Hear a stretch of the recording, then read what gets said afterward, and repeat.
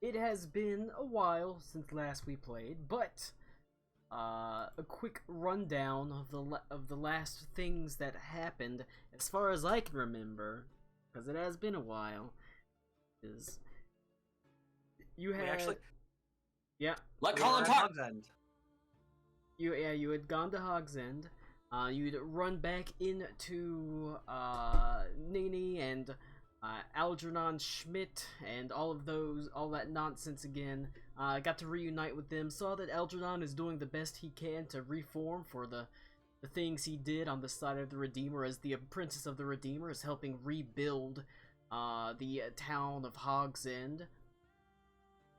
Ran into a couple of very nice, well, the people that had taken over the general store after the attack on basically Halloween, All Hallows Eve, were a pair of sisters named Ruby and Pearl, and they had a very extensive clothing selection added to the general store, at the loss of some rather minor adventuring supplies, but there you were able to get a very nice cloak, made of like green troll skin, beautifully upholstered.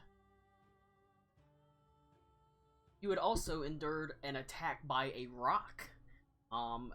Your ship, whatever it's called, the Butt Skipper, Skyweaver. the Butt Licker, I like Butt Skipper. I like that one. had been attacked by a giant rock. Had been basically been dive bombing it. You did manage to kill it. However, I believe who was it? Who was it that got yanked down whenever it got killed? Alec Cool got That was yanked me. down from the top of the ship, plummeted through the air, and luckily the rock did cushion his fall quite a bit whenever he landed. You had you were only about a month out from the capital, basically your destination. You've basically been traveling in 2-week increments because you've got the hold is big enough to hold 2 weeks worth of supplies. After stopping in Hogs End, you decided you had a couple of choices on where to go. Van Dyke or Dern. Van Dyke is directly on the Emperor's March, a rather large and impressive town with access to quite a few supplies, but also quite a few prying eyes. The second choice, Dern, much smaller, not bumfuck nowhere, but a much smaller village situated well off the Emperor's March. Your choice at the end was to head towards Dern, trying to stay a little bit out off the radar at the very least.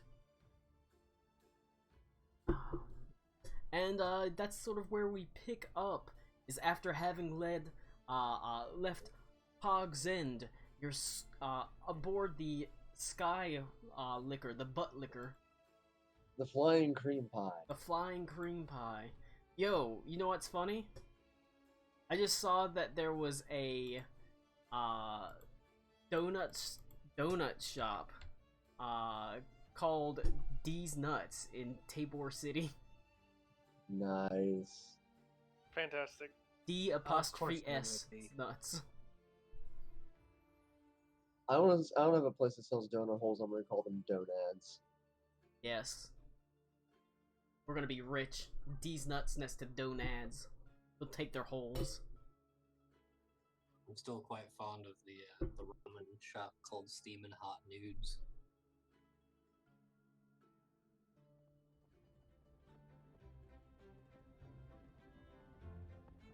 Alright. Aboard the Sky Weaver, you look over the edge, the landscape passing below you. You're within sight of the Emperor's March, and you can just make out it's cutting through the landscape like a brown and gray river. Every now and then you see travelers on it, carts and carriages, but soon you sort of right yourself up above the cloud layer. You see little more than sort of fluffy white clouds passing beneath you. The air is a little bit chill up here, but it's fresh and it's refreshing. As you continue your journey, you spend time with each other on the boat. Like I said, roughly 2 weeks passes since you got your supplies. You stop very, very infrequently. For the most part, basically making a straight, direct line to the capital itself. After about a week or so of travel, and if you do want to get to know each other, or talk about stuff, it's a fine time to do it while you're stuck on a ship, essentially. But It's a passing. I mean, there's What is this jaunty tune that you switched it to? it's Skyship.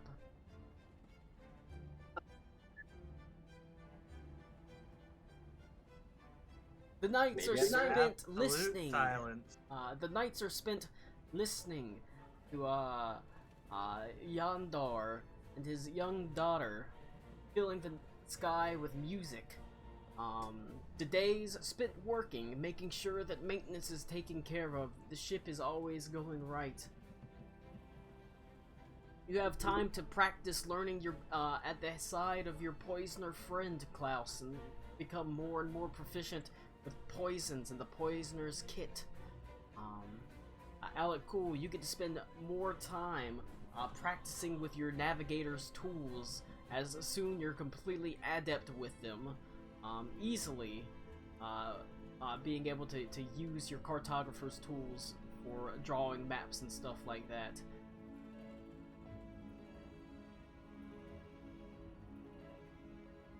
After about a week or so, the sky is a sort of very cloudy gray, and the clouds are very low and damp. It's not raining, but there's the promise of rain within the near future, at least today. Go ahead and roll a perception check for me.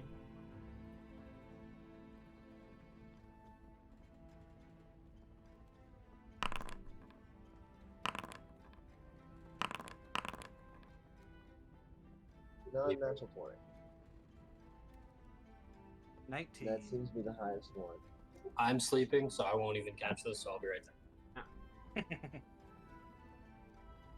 Looking at the dark, pendulous gray clouds that are now sort of, you're sailing through and going slightly below, you see off the distance it gets darker, right in the direction you're heading, and every now and then you see a faint flash of what appears to be lightning. And who got, you said someone got a 19? I Lou did. got 19, I yeah. got 17, Beaver got 20. Alright. Yep. Reed and Klaus, this lightning, as you see it punctuating, actually doesn't, sort of punctuating the clouds, doesn't actually, not actually appear to be descending from the clouds. It almost appears to be coming up from the below the clouds and lancing up into them.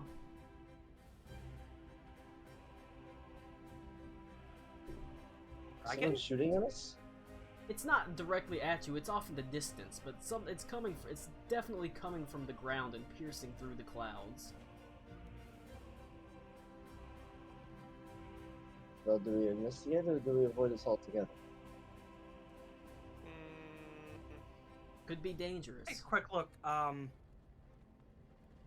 Who has that encyclopedia? The Encyclopedia Draconica? Yes. Me? Look into it a bit. See if there's any. About 'Cause we people are, shooting lightning up? Well, no, I do believe we are near the dragon. I just can't remember what kind of dragon he is and if he has lightning breath or otherwise. We under attack? Oh. So you are sailing from Hogsend to basically around here. It's about that's 2 weeks, as you can go 2 squares. Basically a square a week by airship. So you're... Okay, so heading. Okay, so we're still pretty far because I think you said Yeah. the dragon's on Dragon the is northern up here. part, like right there. Yep. Okay, so The yeah, dragon. okay, it's not. So then it's not him. Okay. It was also a gold dragon. Oh, And no, Bismarck is evil. no, we know that. I mean, Oh no, like I don't believe you were here last time, but he's actually he's now with the. Everfrost King. he's now the personal mount of the woman in white. Excellent.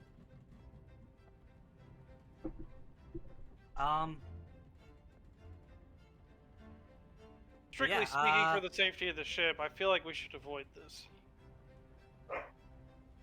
But for the safety of the people around, I think we should investigate. We're in the middle of nowhere. People The can still Ziggs live in get- the middle of nowhere. It's not exactly hitting anybody with the lightning. He's shooting into the clouds. It's a gold dragon, you said? Well, yeah, but that's far away on the. No. I thought it might be him, but we're still like down here, and he's up here.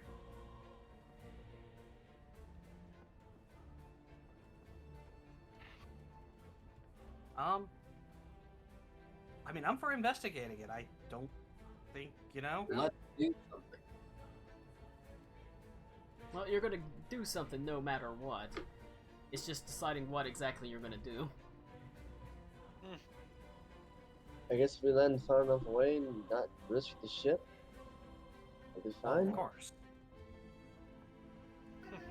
I'm not landing. We can come to a hover, and you guys can get off if you want. I don't see the point in stopping and dealing with some weird storm phenomena. Because how far away are we from the town? From Dern, about a week away. Okay, so Durin's gonna be like what, right here or something? Dern would be on this line, because you've traveled a week from Hogsend, which Oh. would be right there. Oh, okay.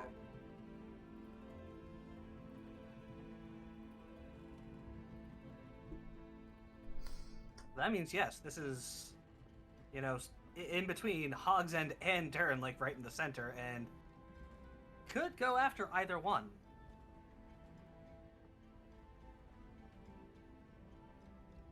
If you wish to stay on the ship, then you can do so, but I will deal with the halfling. So if we are coming to a stop, we'll investigate with him. Alright, I guess Ali Pool can hover and get us out I will if we I will are in land trouble. just inside of a mile to make sure I can keep with the earpiece, and that's as close as I will get. And if shit gets bad, I will come pick you up. And with that, I'm gonna go take Ziggy out so she stops fucking bothering me.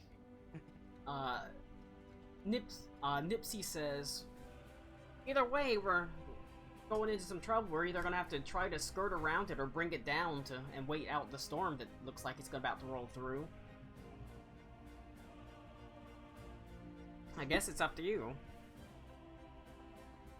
well, this doesn't seem to be naturally occurring, so we wouldn't know when it would stop, so we should definitely look at it then. So let's go ahead and go. Can we ground it so that it doesn't get damaged? Well, that's why, well, Alakul was going to stay with the ship and just keep, like, hover it low. No, I think he said he wasn't gonna land it. Just land it within a mile so that way he's safe Oh, within okay. earpiece range. Alright. I will travel with the halfling. I'll be right back. My ramen's done. You're actually quite a... As you sort of slowly bring the Sky Weaver down below the clouds, you see you're pretty well off. You're definitely well off the Emperor's March. You don't actually see it. You got a pretty good. You're at this point. You're at the point where you're sort of cutting across in a straight line, and so you took a bit of an upward turn, and you're probably about 50 miles off of the Emperor's March. So a pretty good distance. You can see the land is mostly flat. it looks like it'd be suitable for farmland, but it's currently undeveloped. Simply, sort of rough plains. Maybe the occasional scraggly tree and copse of trees.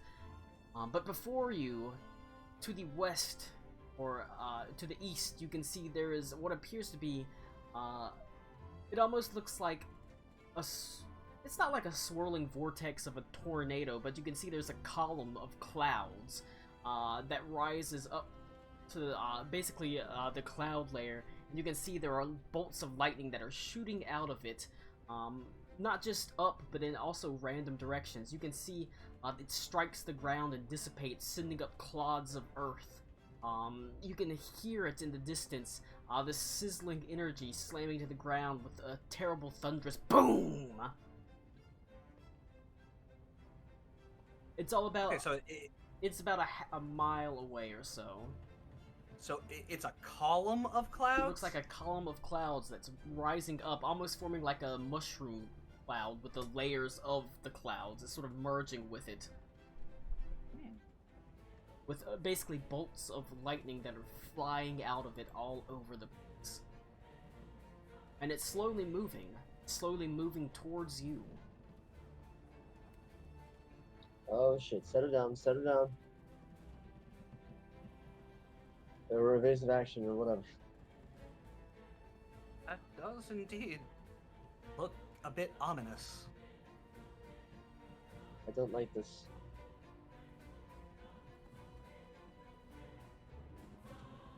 I mean, it's definitely definitely not the it's definitely not the type of thing you're gonna want to get caught in now that you're getting a really good look at it from below the cloud layer.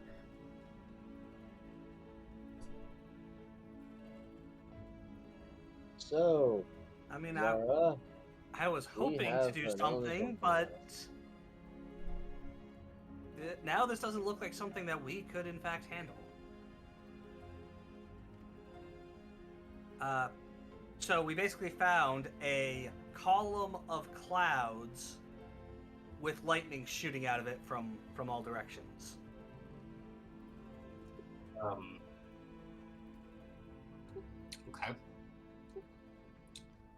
Unfortunately, I don't know any of us that might be able to, if it's, you know, some angry spirit. could I tell if it's like an elemental or something like that? Would be like an Arcana check. You can mean, you roll said it- an Arcana check you can try. See what that does for you. Get my big old +0. Let's try it.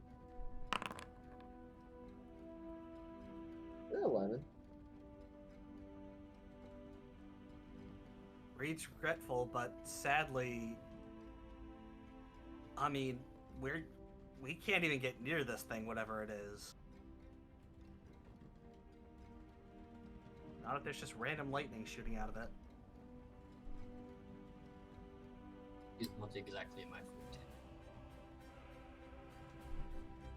Yeah.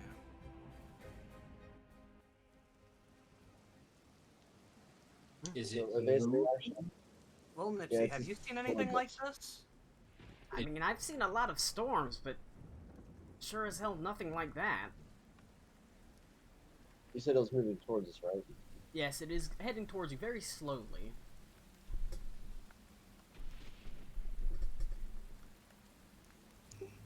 Anyone speak like primordial or anything? Can shout at it or something? I can speak primordial. Actually. See if it... Oh, you can. Yeah. Speak anything if I have enough time. At least I thought I could. I thought I had tongues. Yes, Or I no, could. I It's could called let it go. Yeah, yeah, it is. Because that's the main thing. Is I'd like to be able to see does what it's Zara- doing. Does Zara know what a giant is? Is that a thing I can roll for? You can roll a history check. I imagine you know what a giant is. 50.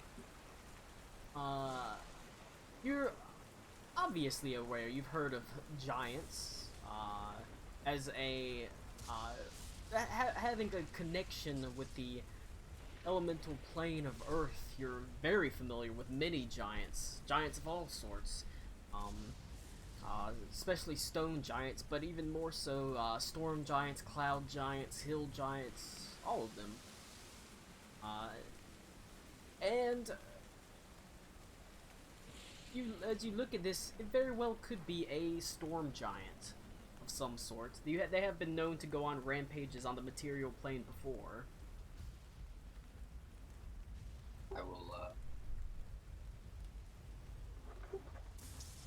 I will bring this to the attention of the group.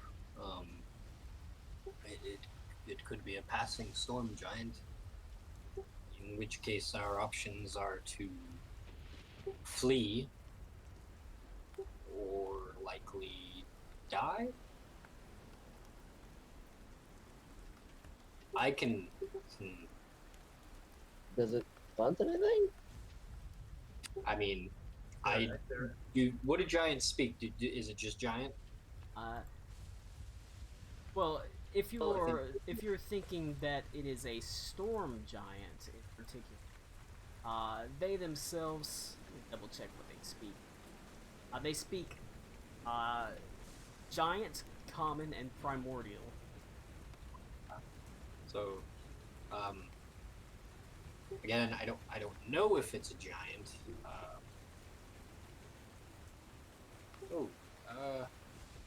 Here's an idea. We have time, right? Like I have time to change spells and stuff. It is moving towards you. It's probably it will be upon you if you wait that long. Okay.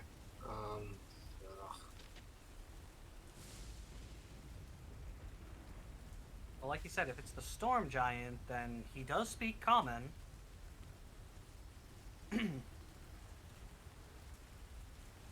But how do we get him to hear?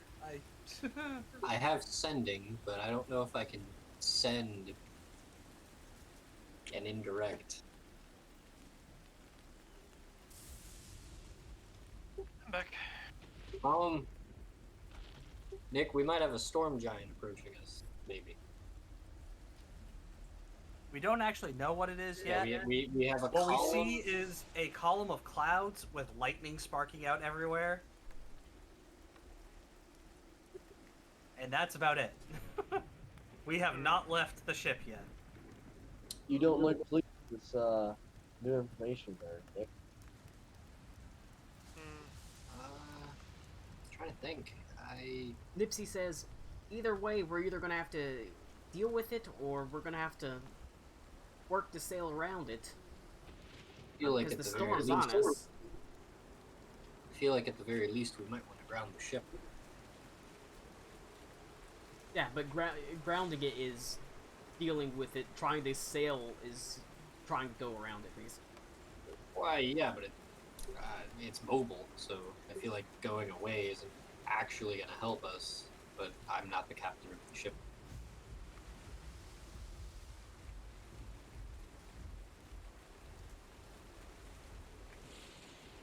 Reach just gonna Should shout we out, try- Lord Giant, do you hear me? Oh, you can't filter by ritual. Fuck. Okay. Can I ritual cast divination?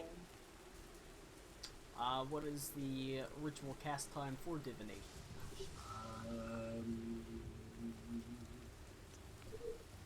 It says one action. It doesn't actually tell me a different casting time. That's I don't fine. Here, let me click it. If you want to, you can cast it as a ritual. It is a ritual. And so when I filter by ritual, it comes up. It doesn't have. So I you thought there can. was So it's just a. It's just it. You doesn't. 10 minutes. Isn't it 10 minutes? You have, Oh, I don't- regardless, you've got time. It's not moving. Even though it's a mile away, it's not moving that fast.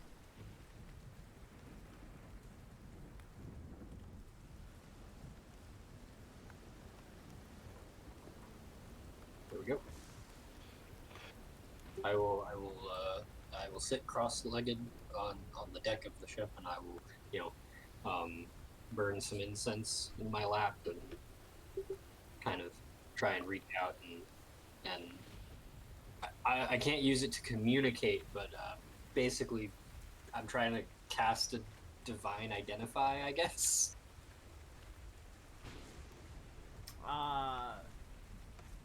What? What is your question? I guess like, does this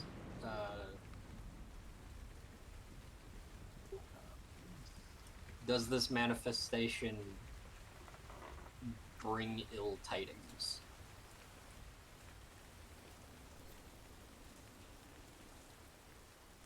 It says you sort of sit down and concentrate, and in this 10 minutes or so, the swirling column gets maybe a quarter of a mile or so closer to you.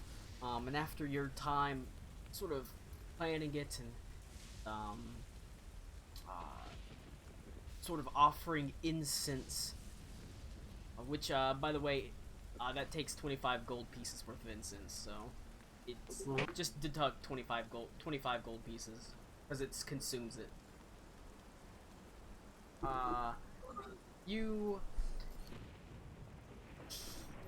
It's not that you hear a voice in your ears, it's more like an impression that you get within you. Very simple. They might be giants, the phrase. impression that you get. It says, it will only return the ire that you bring. Oh, well, that's my 4th level spell slot for the day. I don't think it means any harm. I would recommend grounding the ship.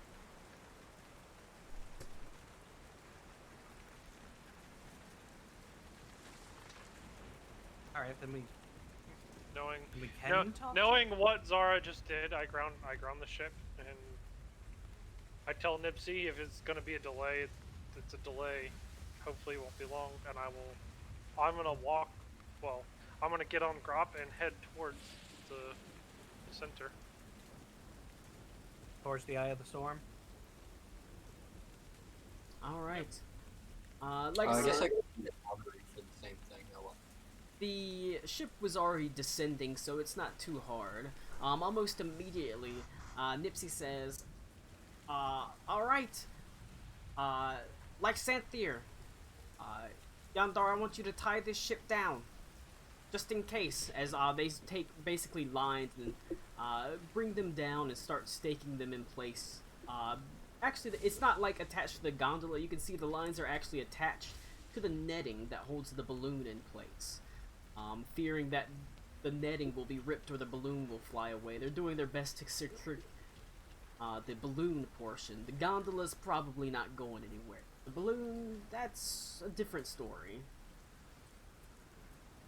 Guess I'll start walking.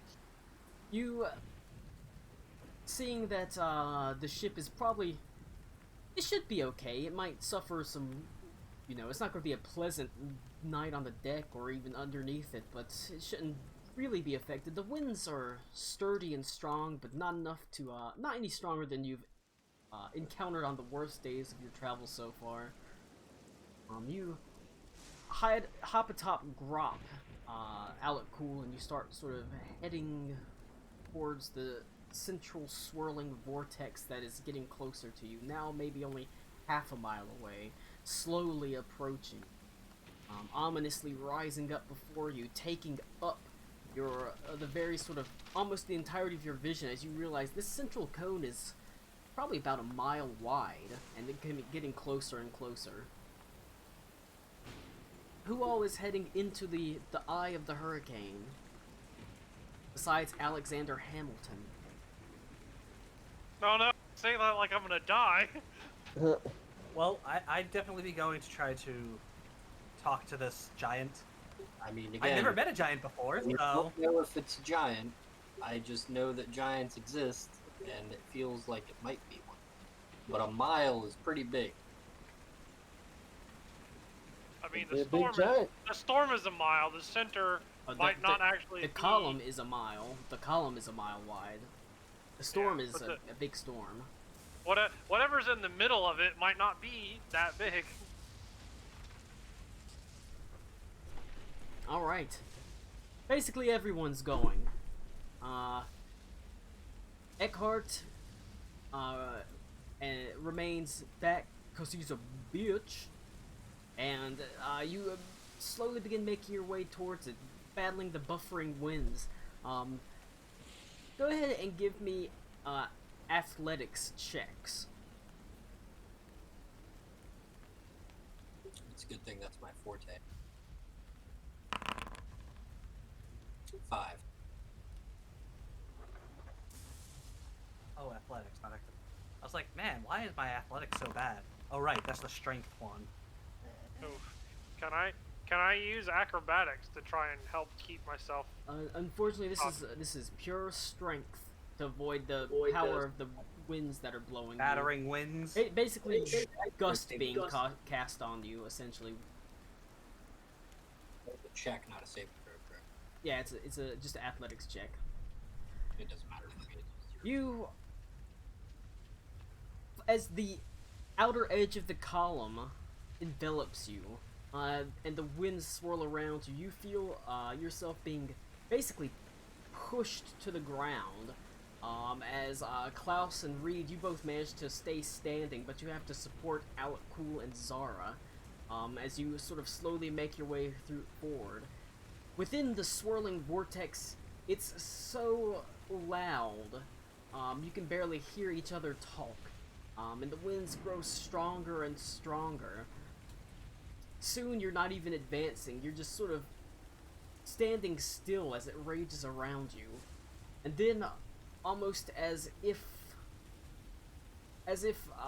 magic, it seems to clear. You're not standing in like the eye of a hurricane where you can see up. It's still storming, but the winds significantly die down. Go ahead and roll a perception check for me.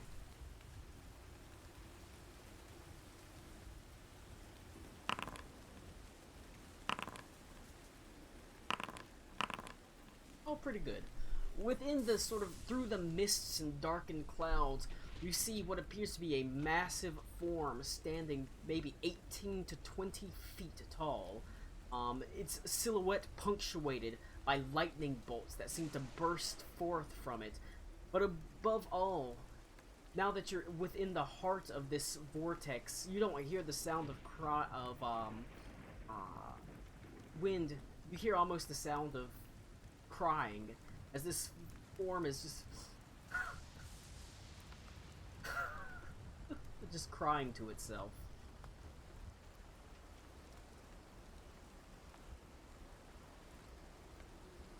Has not big is noticed this you. form? 18 to 20 feet. Does the wind die down enough to where we can just like move freely though? Yes, yes. Within there, it's still windy and still cloudy, but it's died down enough that you're no longer being buffeted around, essentially.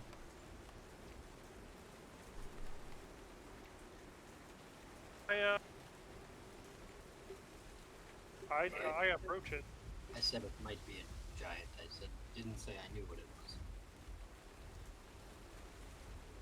Yeah, I will also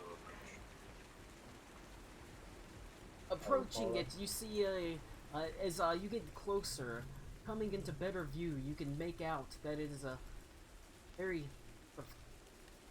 tall, quite lengthy, wearing fairly nice clothing. Lots and lots of green, with beautiful sort of golden adornments. This giantess has sort of purple skin, and her hair it looks like gray clouds that have been formed into a ponytail in the top knot of her head. In one hand, she holds what appears to be a mask that is in half of it is black and half of it is white. But currently she has that at her side as she's carrying it. You can see tears sort of stream down her face that are quickly sort of pushed away from the wind.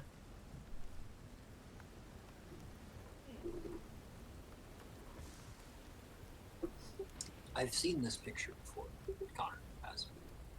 Yeah, it's a D&D picture. In Primordial, I say, excuse me. Are you alright? For the record, all of us are standing there like this.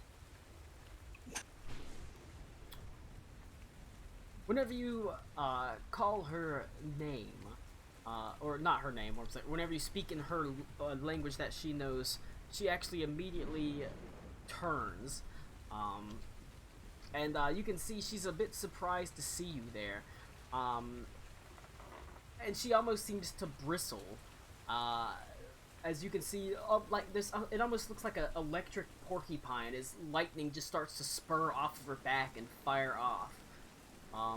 But she doesn't attack you. She instead leans down to you, Alakul.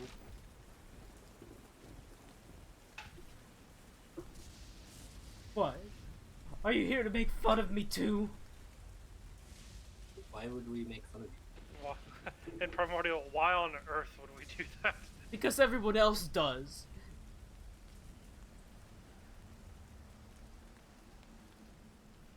We tend to make a habit of not being like everyone else. Yeah, I'm quite unlike most people, especially around here. So, He's an ant. I'm so unlike other people, they tried to keep me in prison. He's dead. Kind of. Dude. How many of you guys speak Primordial? Happy Primordial. I Close, speak- I believe. Giants I also do. speak common. Yeah, but she was speaking in Primordial, I believe.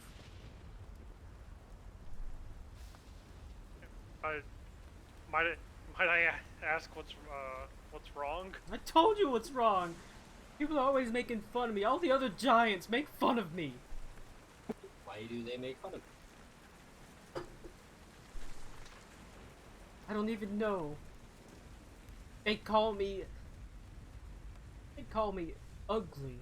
That's why they gave me the mask. They said, "Oh, it suits you, Rena. The mask suits you."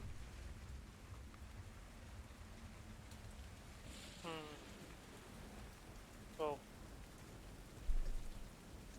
Why do they think that? Think Colin, you fucked up. This requires conversation. This group was not prepared for this. Yeah.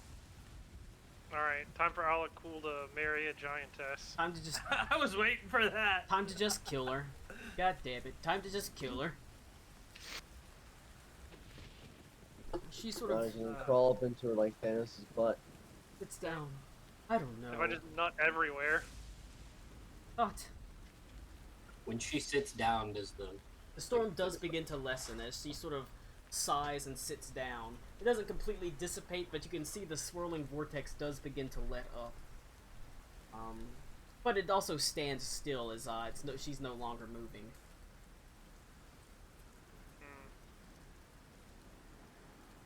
Well, I think it's because my family's rich.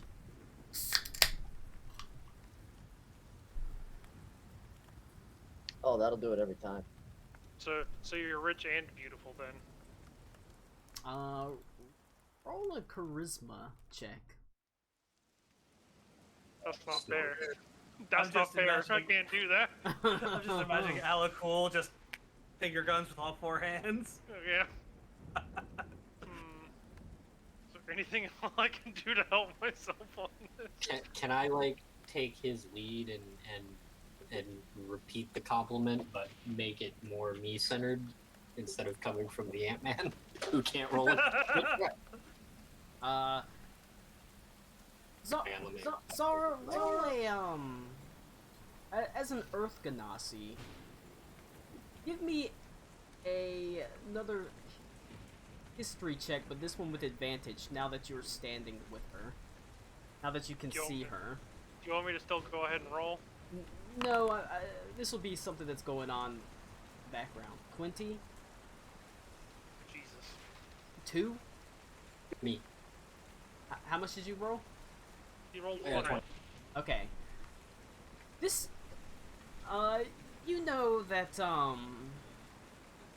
Cloud Giants often come from a rather strict social caste, and, this Cloud Giant herself, while she is 18 feet tall, appears to be relatively young.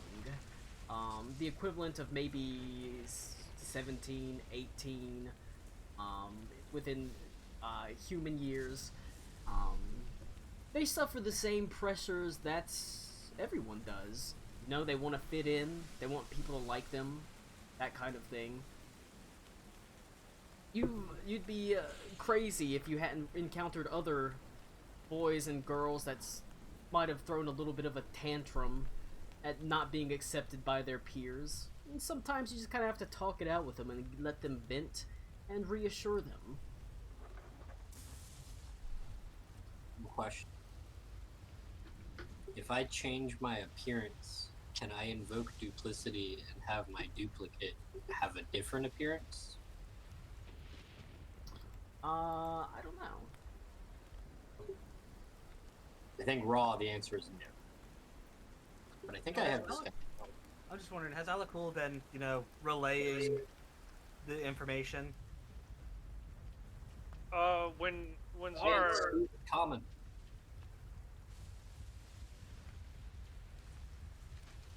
I mean, like, yeah, once we've been given like a window of like pause. You know what, Connor? I'll allow it just out of interesting to see where it goes.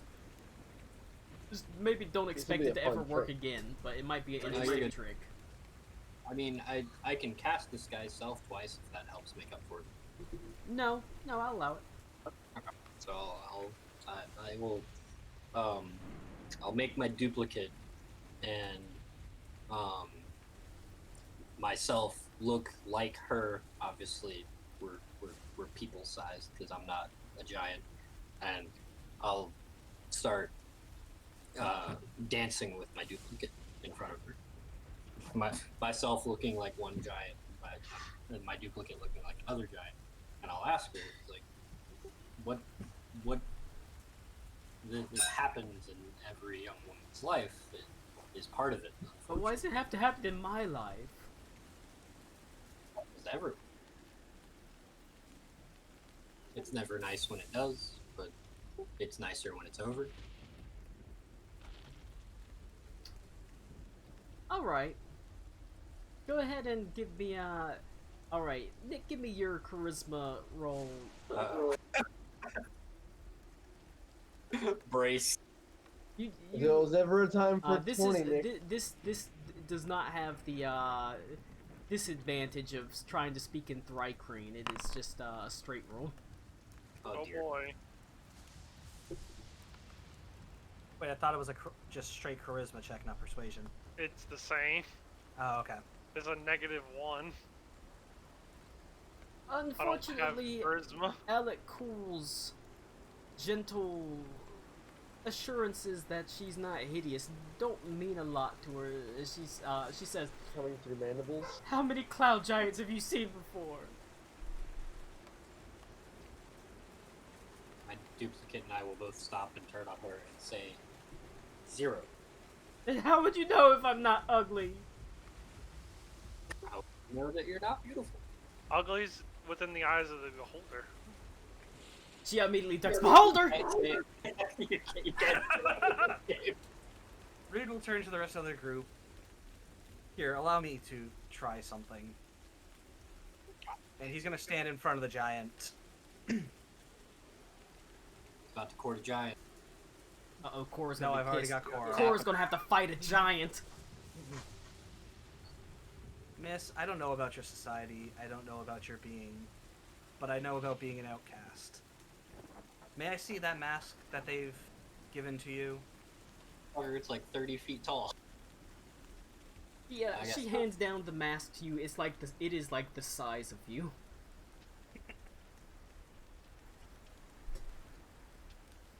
It is tough going through times like this. People will always have their own judgments that they wish to bring. But you're at a point where you have 2 paths to go down. You can allow them to get to you, or you can change how you feel about it. I And have at a this point, ritual it seems cast that this thing. mass is the Sorry. center of your problems. So I believe that you should do one of 2 things. You can either embrace this mask, show them that it doesn't bother you, or what's this mask made of? Is it just like wood? It is made of it seems like a ceramic of some sort. Not as frail as something like porcelain, but it's definitely not wood or metal. Okay. I'm gonna cast detect magic on it. Then yes, you can either embrace this, wear the mask and show them that their words cannot get to you, or we can shatter the mask right now and show them that you'll rise above it no matter what. Oh, you could throw a masquerade ball. Oh, we're going to a giant masquerade! Holy crap! I'll have both myself and my duplicate like magic masks into their hands, and and sort of continue dancing. There is magic on this mask. There is it is of the school illusion. You can see it glow faintly.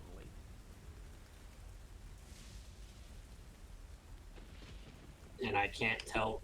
I know I can't tell what it does, right? No, you can just tell what school it is. I will ask her. And it's like, did you? I'll spin my duplicate around. Like, did you know that this mask is magic? She sort of looks at the mask, furrows a brow. No. Can I ask who gave it to you? He sort of frowns. They gave it to me as a joke. Who's they, though? Well, the people that make fun of me.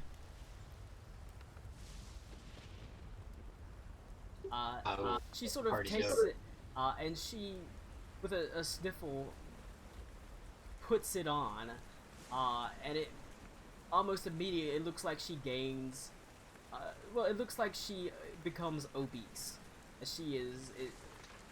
She almost expands to overtake Reed, but Reed, you see her expand, but it's an illusion. Just makes her look fat as shit. That's not very nice. Yeah, it's not very nice. I would take that off and break it. That's Yes, that seems to be the best part right now. this. Yeah, fuck Wait. those girls. They just make it makes you look obese. Which, I mean, if you want to look obese, good for you. But you Actually, also, is that it? Is it in giant culture being fat is seen as prettier? You can roll an insight check.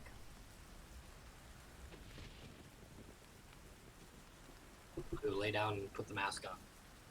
Just put it on top of you. But she says Insight check. no, not like that. But yeah,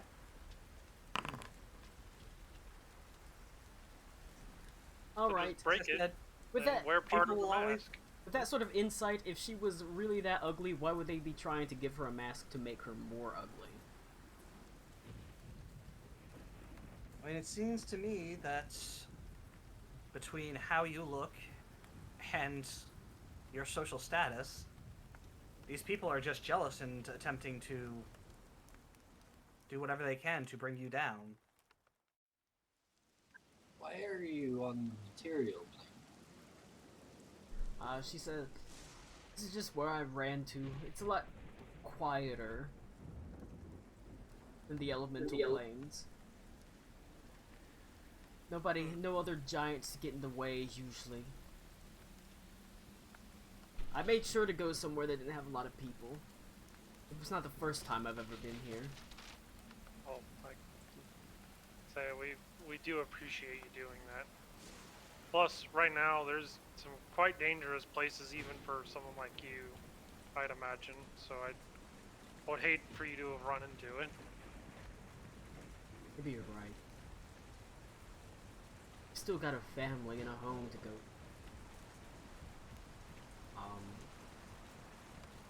And if you are royalty, then you'll be their queen one day, and fuck them. I guess you're right. You can make them wear the mask that makes them look fat. She Ooh, or you could put poison ivy in their underwear. Why would you do that? He just fucks them bitches. Beaver, that's a very specific threat. Beaver's like, yeah, I've done that to my brother once. I guess I should have. I really should have. Every Goddamn. single brother. I guess I can't stay away forever. Right. I mean, where you go is your choice. She says,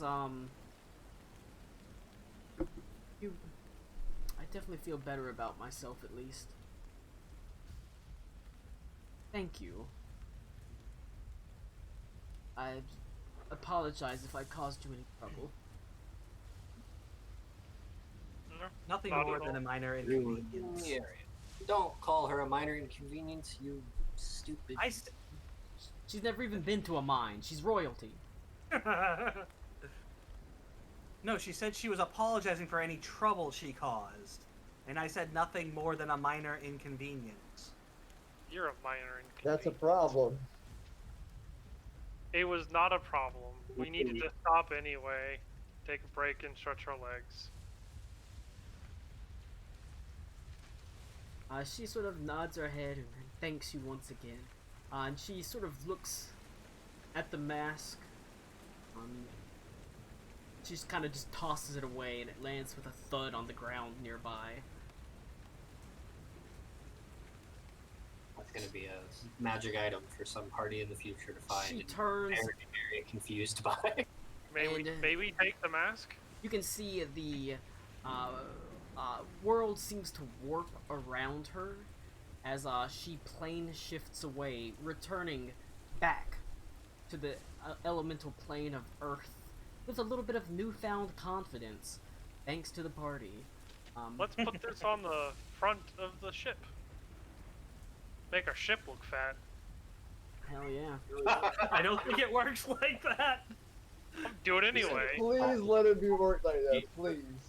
The I map or want the to. ship I does want to not have have an a airship with a base. thick ass. The storm. Yeah, we're gonna walk on the illusory fucking top deck and then just fall As off the she ship. as she plane shifts away, the vortex clears. The storm itself doesn't disappear. There's still a storm, but the vortex.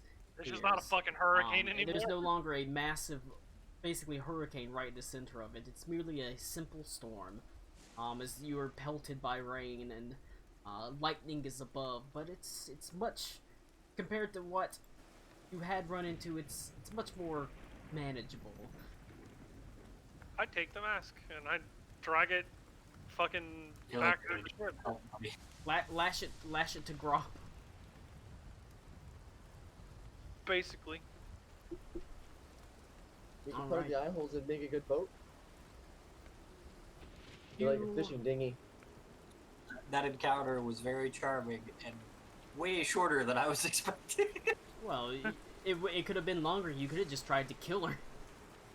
Real glad we did. You are able to. I mean, you can take the mask with you. It's like I said, it's big, about the size of Reed. It's heavy, but it's laying there. It's actually pretty easy since the ground itself is flat, and in itself it's a mask, so it's curved upwards.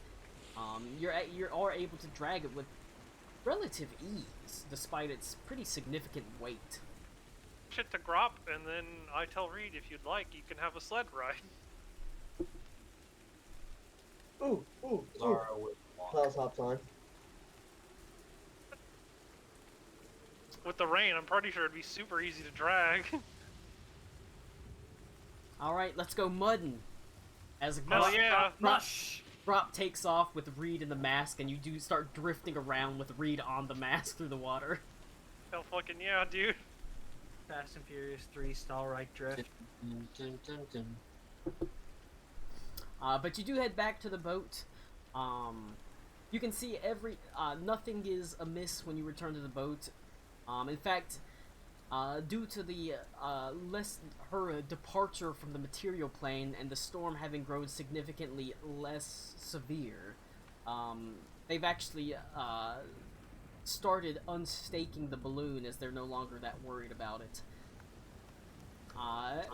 Nipsey sort of raises an eyebrow as you get there, and she says, "What the hell is that?" We made a friend. No problems. Or like, A I hope giant mask. we made a friend. Did you say girl problems? Yes. Hey, it happens. Wow, that's and she looks at the half sort of white, half black mask. Says, "Wow, that's pretty interesting. Yeah, What the hell I figured happened out we- there?" Somebody was trying to make a storm giant feel bad about herself, and we cheered her up a little bit, and she ditched the mask that made her look fat. I know the Real- feeling. Really rude. Sometimes people try to make fun of me, but then I just have Carrington beat their ass, right, honey? As the metal robot just goes, Nipsey. I don't care what you Fair say. enough. I love that she's married to a mechanical vibrator.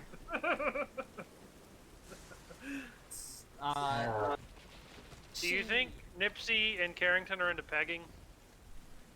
Obviously, you had to peg his legs on. Wait. Oh, she's inserted a lot into him, I'm sure. And like torque wrenches, grease guns, that sort of Do thing. you think he has a cock cage too, Lou? So what are we? As she looks at it, the mask says, "So what's the plan with that?" I don't know. Put it on the front of the ship. It looks neat. I You can just do that. I'm sorry. I had to Or- get this one out. Does he have a steamwork bussy? Yondar says, We before we put that on the ship, we should probably dispel the magic on it, right? Well, Yondar was about to say something. before Yondar you says- you don't want the fat ship? if you wanted to, we could reduce its size with magic and could wear it if you wanted to. That is something we can do. I like. I don't really feel the need to do that. But It'd be good for disguises, I guess. Does the mask stay hid? Like, does the mask disappear when you put it on? The mask itself does not disappear, so you're a fat person with a mask on. That being Damn, I was hoping said, it'd be like. No, I was hoping it'd be like a fat suit, like Chubby Cheeks and shit. it can be, Yondar says, with a little work, it could be reprogrammed for another disguise. I myself have been working on my runesmithing and enchanting.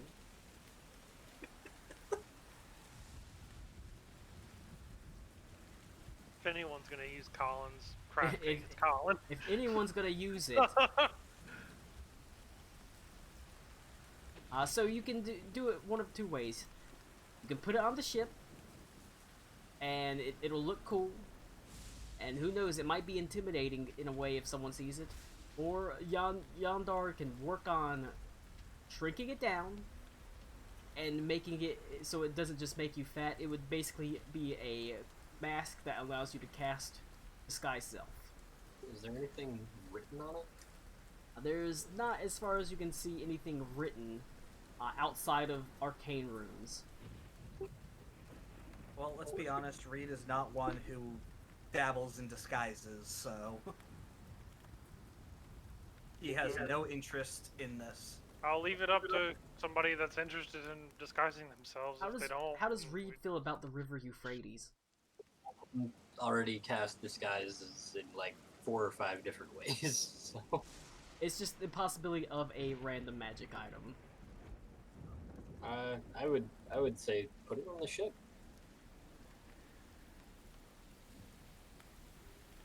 Yeah. The flying cream pie. I don't friendly know. one.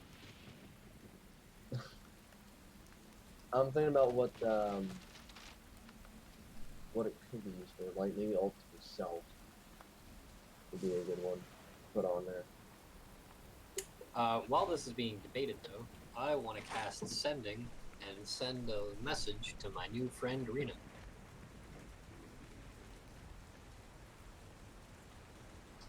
Okay.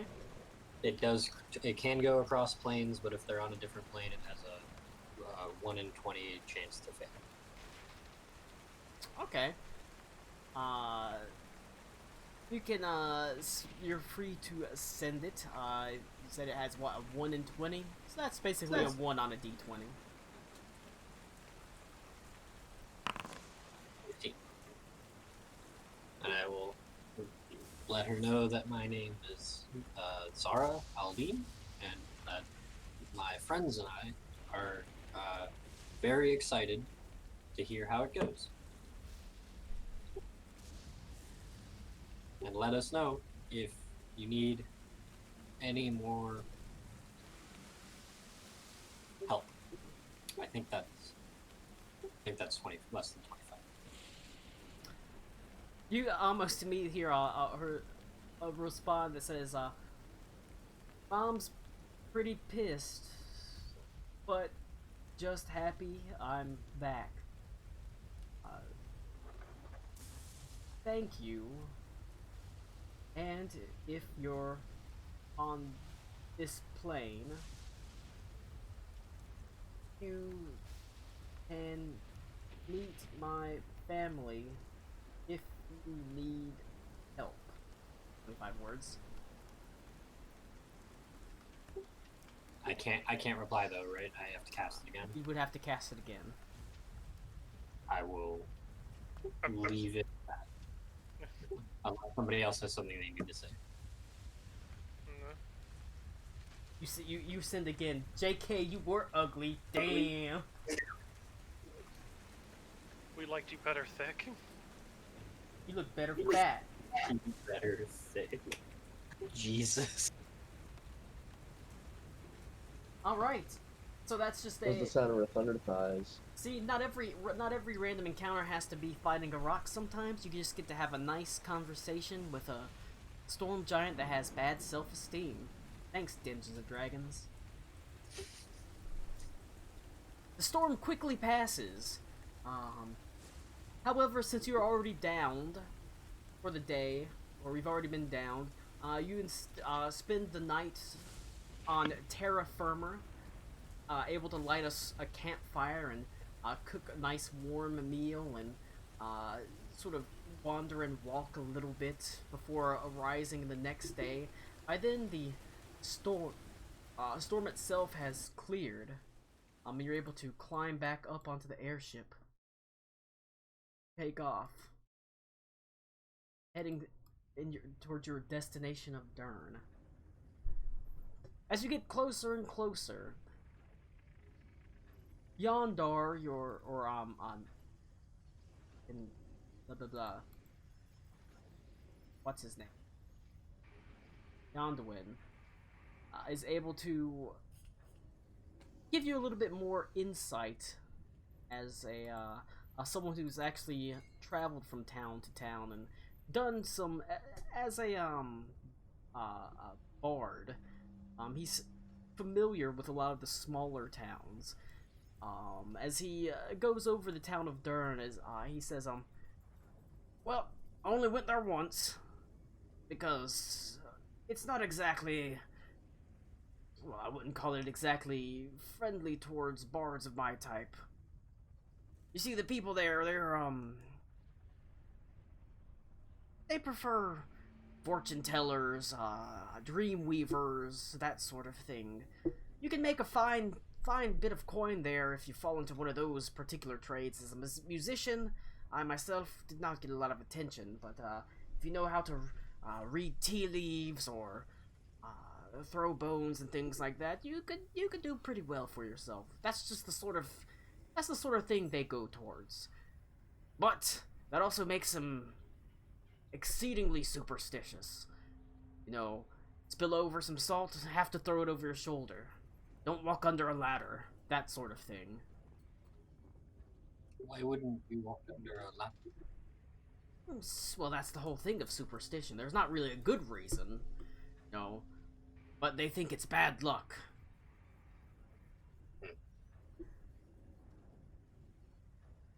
I don't know if you're familiar with all those superstitions, but most of them there are, and they follow each of them. Yeah, they're an odd sort of folk. One of the things is, and this is what I learned the hard way, whenever there is above the door of every home, every building really, there's a small sprig, dried herbs. They say that they're usually sort of aromatics, things like that, even though they've long since dried to the point that their aromatics are gone, but it's typically considered bad luck to not reach up and just touch them, or at least reach towards them whenever you walk through the doorway into an establishment. They say it not only brings bad luck to you, but it brings bad luck onto the entire establishment. That sort of thing. That sounds exhausting. I imagine that's why it doesn't grow very big. Not many people want to stay there for that long following them. But they do have a pretty steady population of people moving through, fortune tellers and the such. There is a little inn that I played in. Didn't make a lot of money, but they're friendly folk. It's called the Scryer's Wall. I think that's probably the best place to go. Good to know. As he sort of gives you a rundown on the town of Dern, somewhere he's been before. And you continue traveling through the air as you spend another week in joyous travel. Eventually, however, you get close. Alakul, by your reckoning, you're no more than half a day away. As Nipsey kind of slows down a little bit to make sure that you arrive in the morning, so you have one final night on the ship.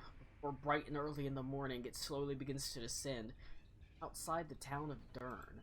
And you can see Dern from a reasonable distance. Dern is not some boring town of thatched roofs or slate tile roofs of sort of grays and blues. It's a explosion of color and an otherwise pretty boring landscape. Tents of purples and reds and yellows with all sorts of fluttering signs advertising fortune-telling services and palm reading services, people that can allow you to speak with past loved ones. All that is all sort of centered around this town. And you can see there's quite a few people there. It's rather bustling. And surprisingly enough, your airship doesn't gather nearly as much attention as you expect as you land slowly set down just outside the city. There's a couple of people that walk by, sort of casting a interested eye, but for the most part, most people don't pay that much attention to you, and you're able to depart from the airship pretty easily as you head into the town of Dern, and it is filled with all sorts people. You hear the laughter of children as they run through the streets playing games, and you can see people that have set up market stalls, but for every stall that seems to sell produce, food, meat, for every butcher, for every grocer, it seems there's, two or more of these basically fortune-telling services, things like that. You see a lovely group that is located outside of what appears to be... It's... From the sky, you didn't really notice it, but there is a inn that has basically been mirrored. It is, as in, it has been covered in mirrors all over the place. You have to pause for a moment as you stand and stare at your own reflection and see what appears to be like a doorway that is just in a middle, just this huge expanse of mirrors with a sign that says the Scryer's Wall. Looking at the mirrors, you can see, basically, you're looking at yourself, so you can see all the town behind you. You can see children sort of running through the street, playing basically heroes versus monsters. As you can see a little child that has elven ears and is wielding a stick, and there's another one that's like on its knees, that sort of with what appears to be straw that's been formed into a beard, and then there's another one running around lifting up two hands in the air, wielding tiny wooden daggers, and it has a secondary pair of arms that's been wrapped around it, basically wood that's been made into a second pair of arms around it. is running around chasing another child that is basically, it looks like they've tried to make a beholder, but they've only made a headband that has straw sticking out of it. It's actually a pretty quaint town. As you stand before the Scryer's wall, people don't pay you really any mind at all. Fair enough. Go ahead and give me was go ahead looking- and- go ahead and give me an insight check. Hella cool. So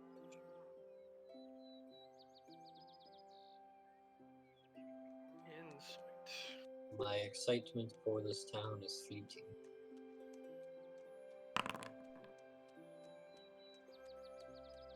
Boy. The town, you keep your head down as you usually do. Towns like this don't necessarily get along great with Thrycreen. You're a bit of an unusual sort here. Stepping into the Scryer's wall, you can see it's beautifully appointed inside. It has no chairs. Instead, it has like squat tables that have pillows all around them. They're like beautiful velvet red with golden tassels, and you can see there's a large menu that serves all sorts of assortments of teas, and it also has a tea reading service. So someone will, if you drink a tea, someone will go around and read your tea leaves and stuff like that. The innkeeper appears to be a elderly man. His hair sort of, it looks like he has frizzy white hair, but it's basically only just splaying out beneath a very tall purple turban that has a large symbol of the moon on it. He's sort of wiping out teacups, and he lifts an eyebrow as you enter, and he sees you, Alakul. He says, "What, back already?"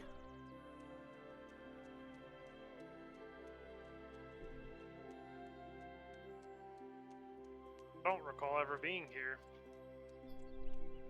What do you mean? You just left last week, didn't you? No. I've been on an airship for 2 weeks now. He sort of puts down the cup and he gets closer. Well, my apologies. I'm afraid, I don't mean to sound offensive, but, well, kind of look very much similar to me. It's understandable. I think after how many have come through the town, start being able to tell you to part, but, well, here's how it is. You're welcome How many here. have come through the town? Oh, wow. Maybe a dozen and half as many months?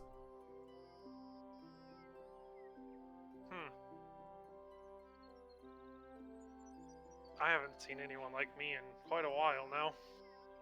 Well, we hadn't seen anyone like you for, well, who knows how long. Certainly in pretty much everyone's lifetimes. The first time one of your kind walked into this town, there was well, it's not that we attacked him, but there was a lot of, worried looks, and he wasn't particularly treated great, but after, the second, third time someone comes in, becomes, well, mundane, in a way. After the dozenth time, nobody really cares anymore. And that's the dream. Wow, I should just stay here then. I'd assume Alakul none has of you found his new hide. none of you will actually stay. Everybody just comes here looking for fortune teller services, and they head on their way.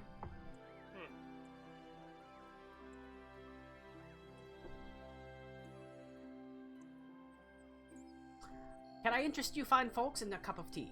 I'm afraid we don't serve anything harder than that. They say alcohol clouds the inner eye. I'd like some tea. Of course. Anyone else? No, I'm fine, thank you. If you need anything, just feel free to shout my name. I'll be in the back. My name is Rajin. It's a pleasure, Mr. Rajin. I'm Alakul, and these are my friends. You Thrycreen have the craziest names. As you're able to suppose so. go and sit down at a one of those little squat tables on the pillows.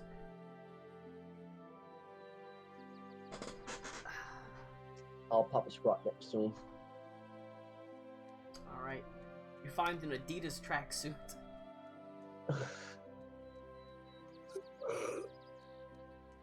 You weren't I even slot- looking for one. I Slav squat at the table. Well, Alec, cool. You don't need to roll anything to know that that is unusual. Rykreem don't leave the hives, and they certainly don't leave Mumra Adib. You're pretty much the only one you've ever heard of to do it. And I've been gone for longer than they. They've been gone So for you said significantly within the longer. Yeah, they've been coming within the last 6 months. Roughly, we yes. Certainly less than a year. Less than a year. And I've been gone way longer than a year. Yes. Okay, that's super weird. They all ask for the same thing. They're looking for people to read fortunes and read dreams and stuff like that. He comes back Had it- with the tea. Had it for Thrycreeness, I could have made a killing. Yeah, you could still go. I suppose so.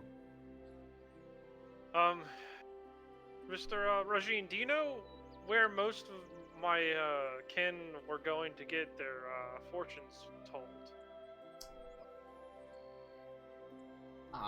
He sort of says, most of them ended up here at the Scryer's Wall, looking for advice. And of course, my advice is always, how much money do you have? I'm afraid a lot of them did not have the means to access the most expensive of the fortune tellers. That's for sure. But we were able to show them some more affordable people.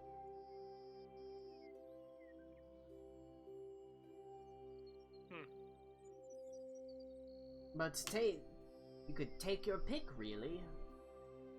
You can't spit in this town without,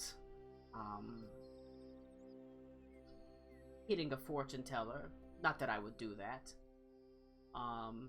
As he sort of sits tea in front of you, the tea glasses in front of you, he starts pouring the hot water in. Who got tea? It was Alec Cool and Klaus. Yeah. And- Is Reed here? I imagine he would probably be having tea as well. yes. As soon Yeah. He's back. His camera's off. His mic is still muted. as Yeah. soon as he pours the tea.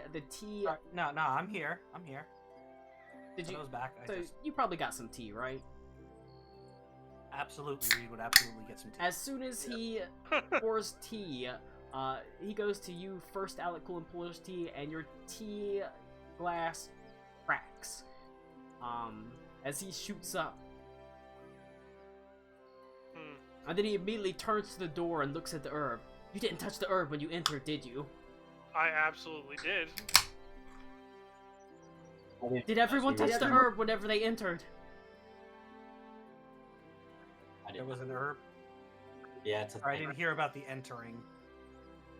Yeah. I don't know if I remember to say it, but I absolutely touched the earth. Yeah, I would I didn't too. either.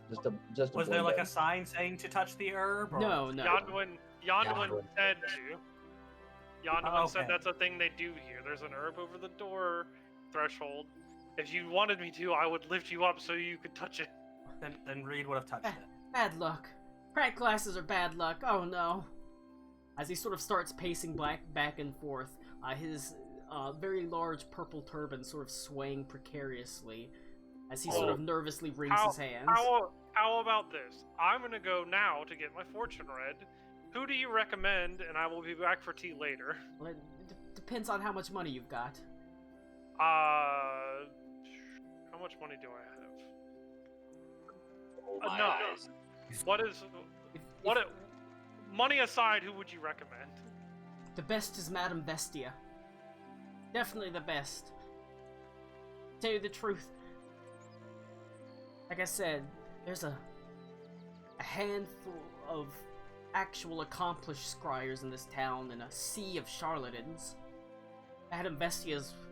There's anyone in this town that can actually read any kind of futures, it's her. But she comes with a high cost. What's a high cost? She'll take no less than 100 gold per reading. Okay. And that, for a reading, 100 gold's a fortune. Well, I'll take your word on it. I'll go see her now. Good. Okay. Yes, you should do that. He I'm almost sorry like about your class. he almost like shoos you out the door as if you're bad luck.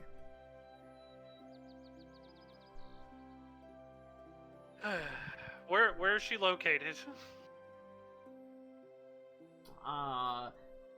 You don't have to look very far. Hers is by far the most imposing and impressive tents.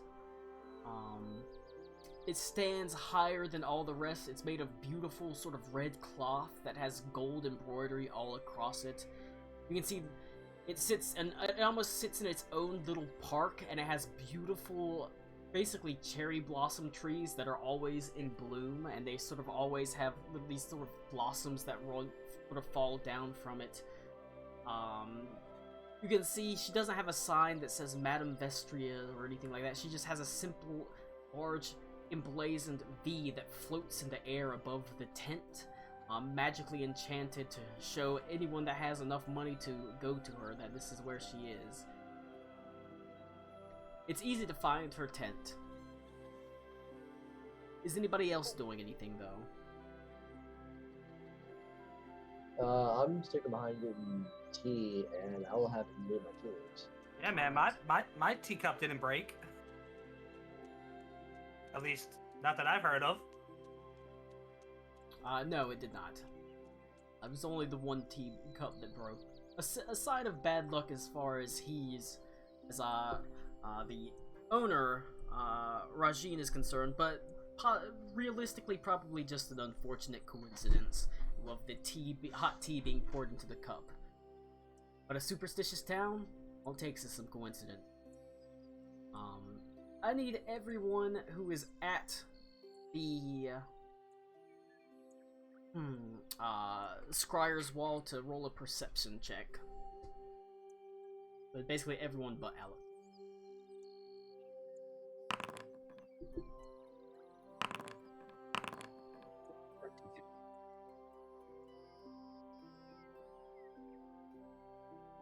So that's an 11, a 20, and a 22.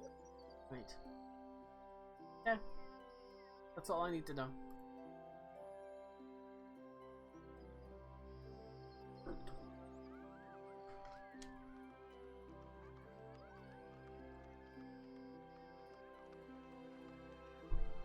I'm gonna get a beer real quick. Okay.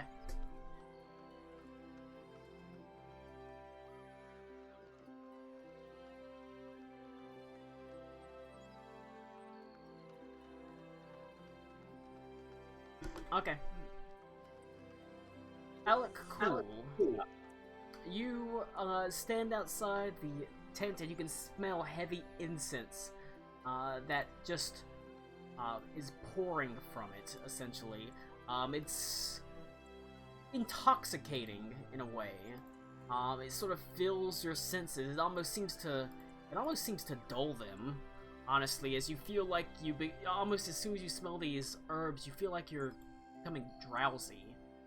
As you stand out front of the fortune teller's tent.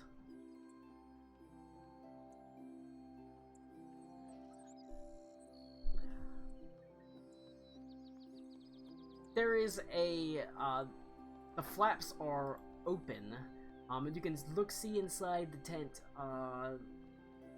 The ground beneath it is, it looks like it is grass for the most part, but it has large sort of carpets that have been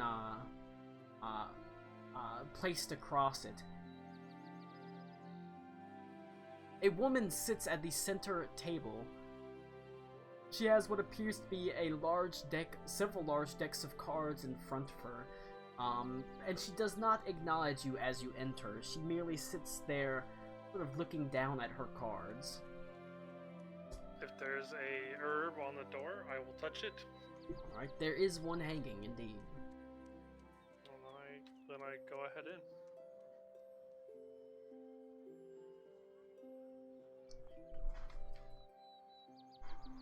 She looks Excuse at... me. She goes, shh, shh, shh, shh. And she sits in silence, and you sit in silence for like 5 minutes. As she sort of looks down at the cards. And after that time, she sort of looks up at you, says, "Ah, another Thri-Kreen, huh?" Well, I feel like I've come for a different reason than my relatives. She looks like... Nice. She is, she actually wears clothes that are familiar to you. They're, the clothes of someone, a human that would, she is a human, even though despite her sort of porcelain skin, it's a matter of freckles, she wears the clothing of someone that would have hailed from the deserts. Sort of very loose-fitting clothing, several layers of loose-fitting thin clothing and a large sort of wrap over her head. You can see it before her is an arrayed set of Taroka cards, and she's already set up what appears to be a line of 5 of them, as she had already drawn. But she looks at you expectantly and says, "You say that you're different from the rest, but the last 5 Thri-Kreen that sawed me all wanted the same thing. So tell me, what makes you different?"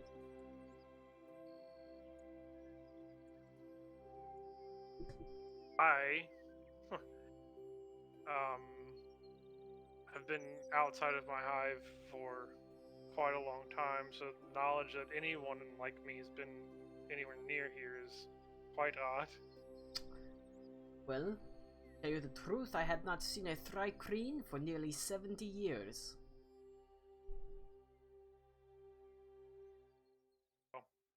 I imagine I am quite different, but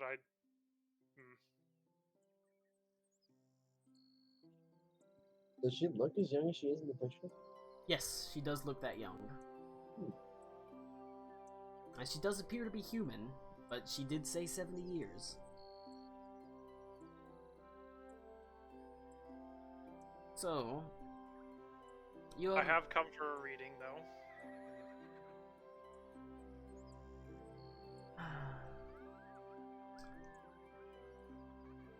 Very well.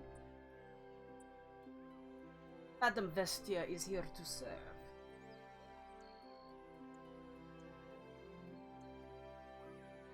And I pull out 100 gold pieces. I hear this is, She sort of the leans over usual. to take it, and as she places her hand on gold, she sort of pauses for a second.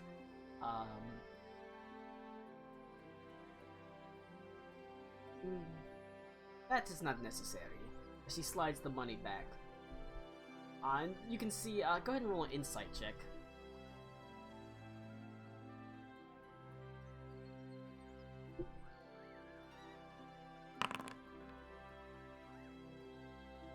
You can see her voice sort of nervously rises up in pitch. She's almost able to hide it. But you can see her eyes glance down to this mantis claw. And you can see they focus on it, and they look a mixture of both apprehensive and at the same time hungry, ambitious, as she looks at the sword for a moment and slides the money back to you. That is not necessary. I suppose that I can do a reading for free. Tell me, what reading would you like? She sort of motions to the table in front of you. We have the Tarot cards, or we can scry into the orb, or we can look into the astrolabe. As there is a Tarot deck here, there is a orb, basically a crystal ball here, and there's an astrolabe there. What do my kin, or what did my kin normally get done with you? None of them.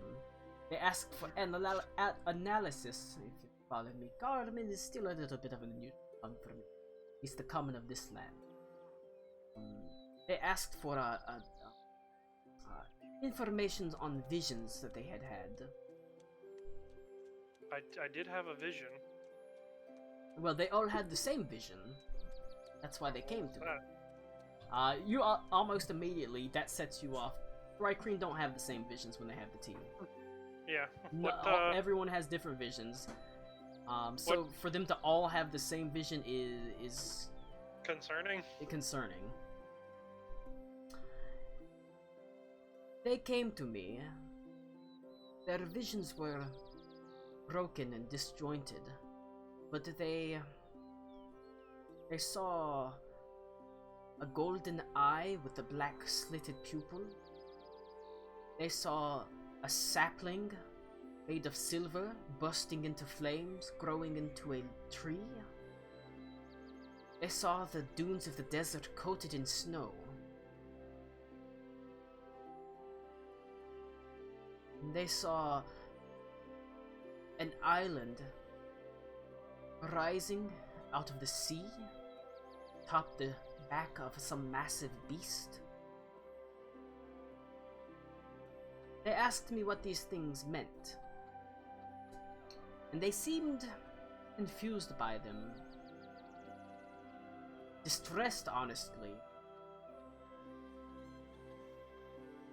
I helped them as best as I could, but every reading is personal. I do not give a reading and then tell. You understand? I understand, but for someone like some of my people to have the same vision is incredibly odd. So they said. But I suppose that's why they sought me out.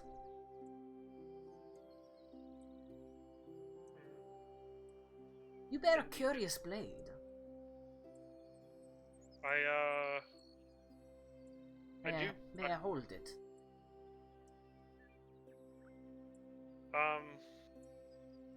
Of course.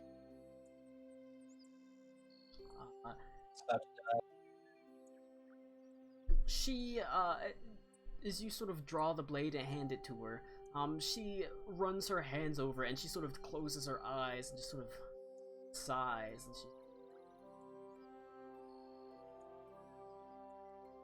I can sense the connection of this blade. A line, a thread between you and something higher. I can feel it. I could follow it. I can see it with my third eye. But do you feel it with your third nipple? She can see it with her brown eye.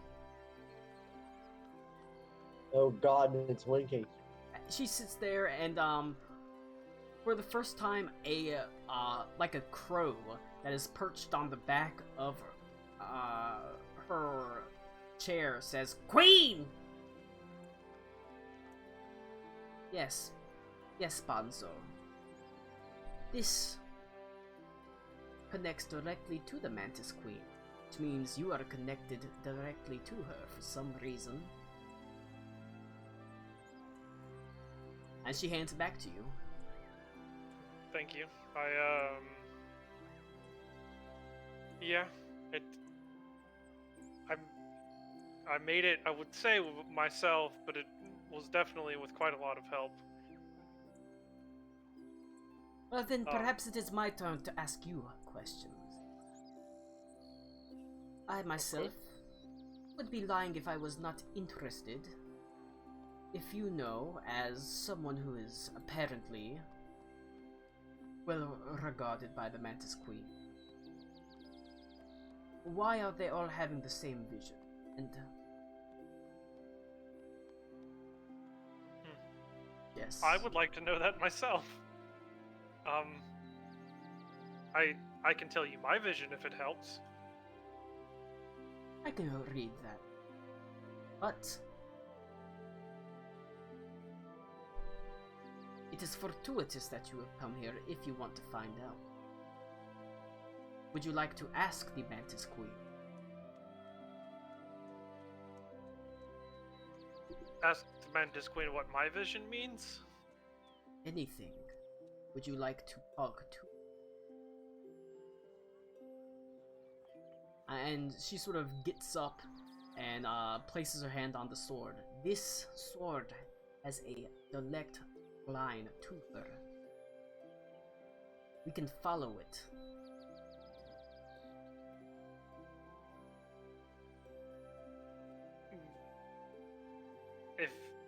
Sure, why not? She nods her head. But not right now.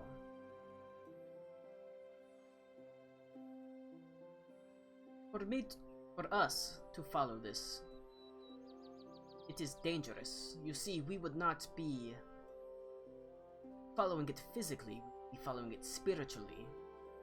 Our bodies would be here, but our spirits would be elsewhere as we followed this tether. And so we would be... Well, a body without a spirit is vulnerable, understand? Quite so, yeah. And that's sort of... It's one thing to jaunt to material, other parts of the material plane, to astral project in that thing. But to go to another plane, that can attract attention. You know what I'm saying? From all sorts of Tao and dire spirits. Unusual things that would take our bodies, our empty vessels, and try to inhabit them. You understand? For us to do this, we would have to have protectors, people that can watch over us. Nudge, nudge, wink, I wink. wonder who that might be. Boy, it's almost like it's a game. Yeah. I did come with friends, if they would suffice. Of course, as long as you trust them, not to kill you while you're unconscious. Hopefully not to kill me while I'm unconscious. They've had guarantees. plenty of chances to kill me already, so if they aren't gonna kill me now, And with my powers, I could bring you and someone else, but only two. only two.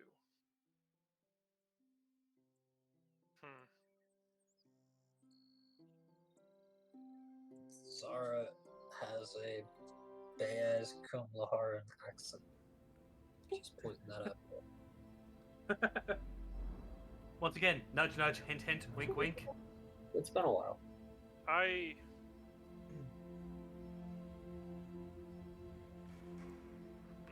With my earpiece ago, are you guys busy? There's nothing to do. There's plenty to do in this town, you just have to walk outside and find it. You have to Right. go to the bar. I was thinking in character.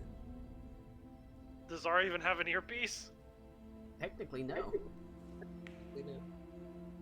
So, Klaus, Reed, if you aren't, if you're finished with your tea, I need some assistance here at the madam's establishment. Good tea cannot be rushed. But if you need a stab knife,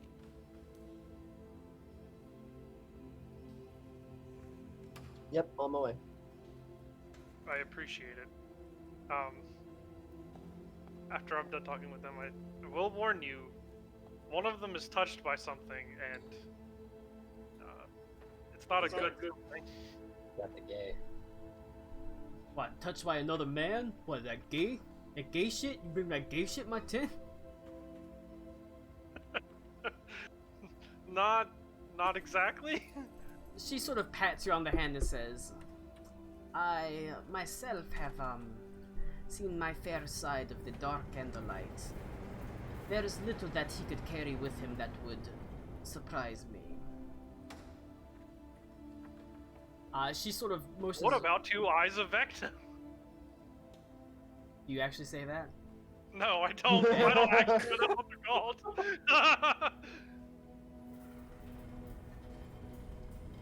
All right.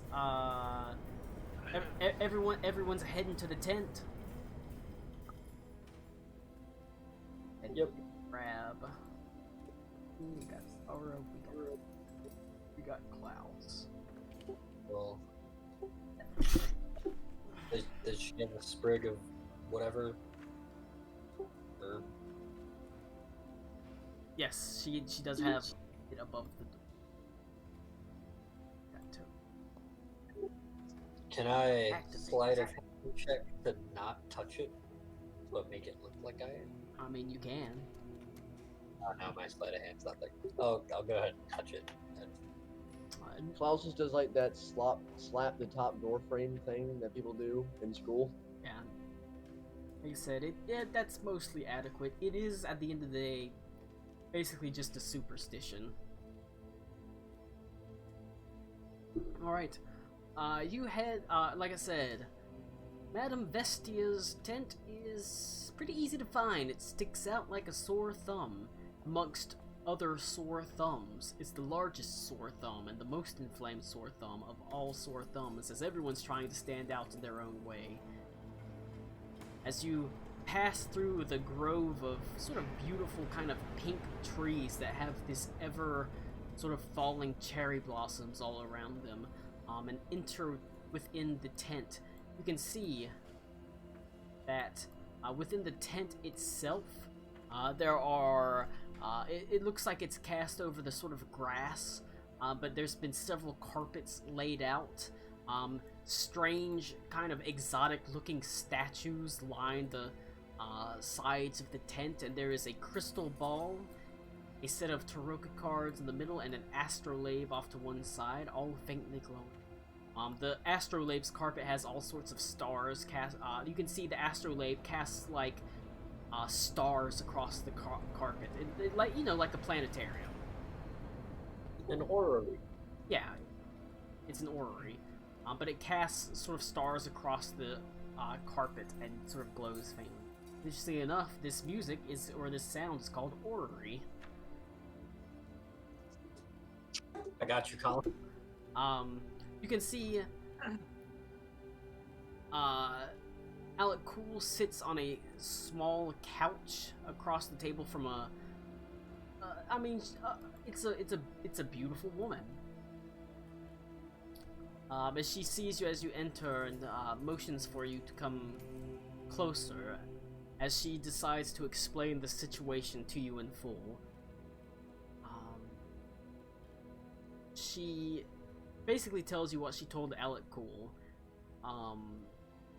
Yes, there have been Thri-kreen that have been coming here.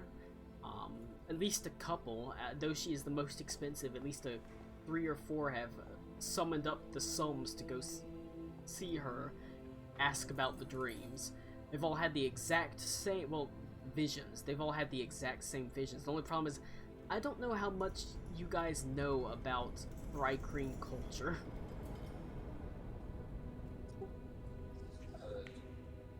Zara, probably from Bayaz Kumlahar, may very well at least have heard of it.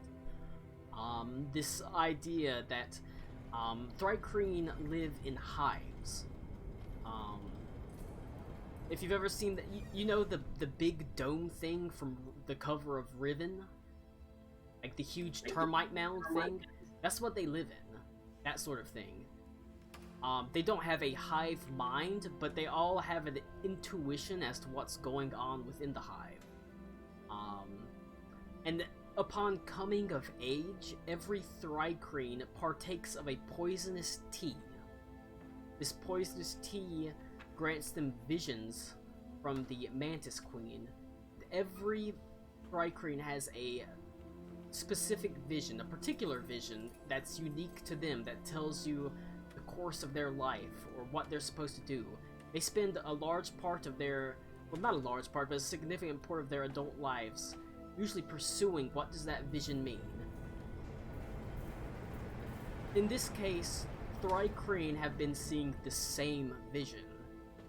They've been shown the same thing, which is extremely, for a Thri-Kreen, for Alec Cool, that would likely be pretty distressing to hear. They're all being sent on the same path, and they're no doubt being sent on the same path for a reason. You've only gotten a brief hint of what they have seen. Madame Vestia has not told you what she thinks they mean. He has not told you everything, you get the sense, but she has told you they've seen things such as a golden eye with a black slit within it, a silver sapling bursting into flames and turning into a silver tree, a massive, basically an island on the back of some sort of terrible sea beast rising up out of the waves. That kind of thing.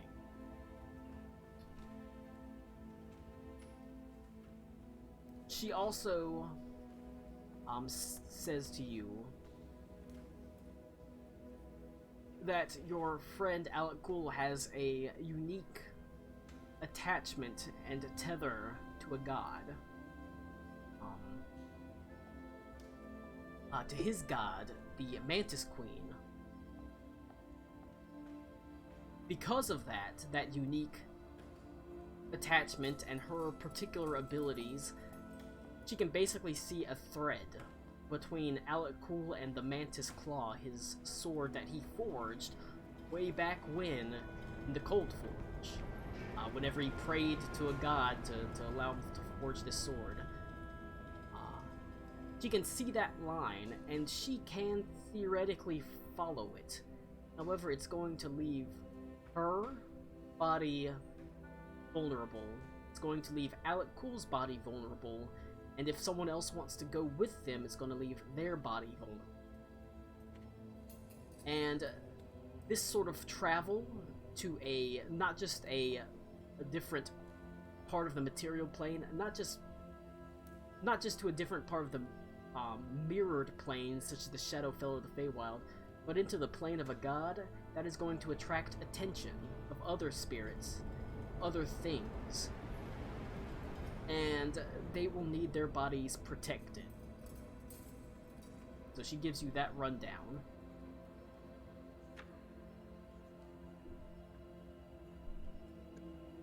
Well, I'm game.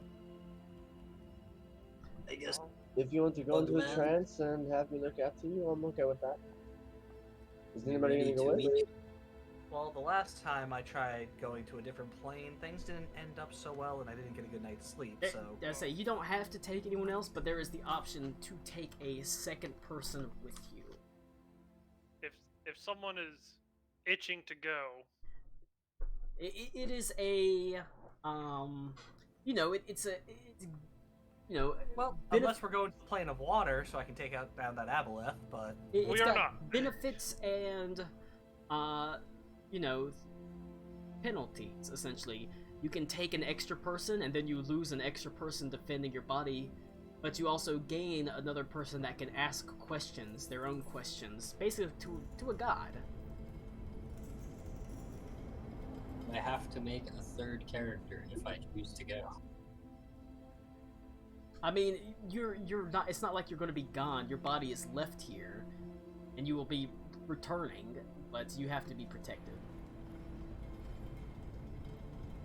I mean, I will go if it's being offered. I could not turn down a chance to meet a god.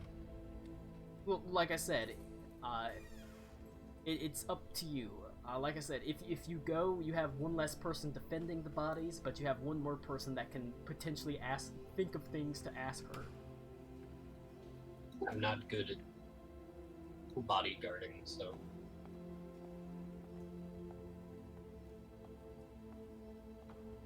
Ben? if you two think you're up to the task, then she's more than welcome to come. Very well. That is your decision. You can follow me. She sort of heads back here, sort of goes back into this back room area.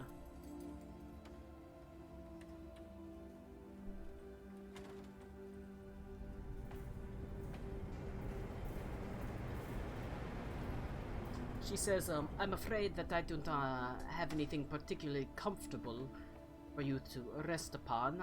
But she sort of gathers some pillows and puts them on the ground. You can put yourselves anywhere within this room. Essentially, she's gonna lay on the bed. I'm gonna sit down in the chair and turn it towards the bed. I will sit on the floor next to the bed, like resting my back up against the bed. Okay. I will take the chair. Okay. You both sit in the chair in each other's laps. Oh, I didn't realize. Yeah. Is this I a mean, you can wall get in or bed is with it? her. It is actually a, it's like it's like one of those wooden blinds, essentially. You know? Partition. One of those wooden partitions. I'll climb in the bed with her then. Scissor! Scissor! Their bed is very large and actually quite comfortable. She says, "Are you ready?" Yes. He reaches out and she takes the blade. She takes the mantis claw, the curving sword that you crafted, and she holds it to her chest as she sort of puts both her hands across them and sort of closes her eyes. As she makes herself a conduit, and as you sort of lay there next to her, quietly, sort of breathing, sort of begin to feel yourself drift off. And you fall into initially it feels like a deep slumber. But then you feel like you're jerked awake, as if someone has grabbed your shoulders, as you all of a sudden feel yourself being lurched upward sickeningly, as you feel like you want to throw up, but you can't. You don't have a physical form to do so. As you are able to open your eyes, and you can see Madame Vestia has basically she looks ethereal. You can see through her. She has a faint glow. There is a golden line that is attached to her solar plexus, and you can just faintly see the outline of the sword that is attached to this golden line. Both of her hands are reached out, gripping your shoulders tightly, and you are following this line up through a black void, with the occasional studding of what appears to be some sort of strange and fantastical world that you only see a glimpse of, a smear of, as you fly past them and through them, as she pulls you into the realm of the Mantis Queen. And we're gonna pause right there, because I have to go pee. I've already got the important people here. Alright. You say that as Connor fucking gets up. Nope. Connor's not important right now. Good. As you see, Reed, Klaus, they seem to fall asleep. To you, while they are seeing all this stuff going on, to you there's nothing. They've basically just laid down and gone to sleep. The Madame Vestia holding the sword, Zara and Alec Cool asleep in their positions beside her. And it seems like it's not going to be that interesting. But I'm gonna start rifling through her shit. well, you pull out the desk and you start seeing she has all sorts of star charts and readings and things like that. But you hear the tent flap open and a voice that says, "Where is he at? I saw him come in here. There's no use hiding, Klaus." Reed just gives Klaus a questioning look. Do I recognize the voice? It's not a voice you immediately recognize.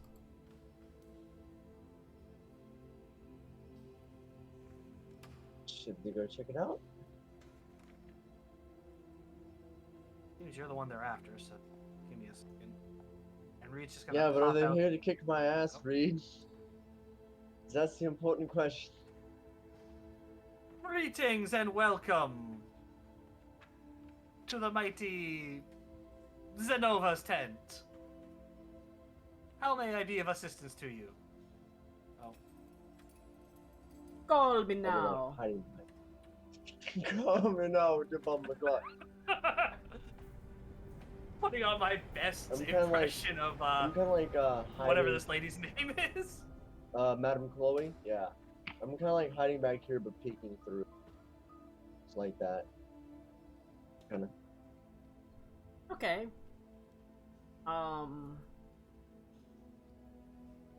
There is silence at first. I am not going to wait out here all day. If you want me to go back and start tearing things up, I will, Klaus. Klaus? Who is this Klaus? You are in the mighty Zenova's tent. You didn't Come, think you come. could come so Sit down. You didn't think you could come so close to home and not be noticed, did you, friend? Ah, damn it. I'll employ. Colin, you're an asshole.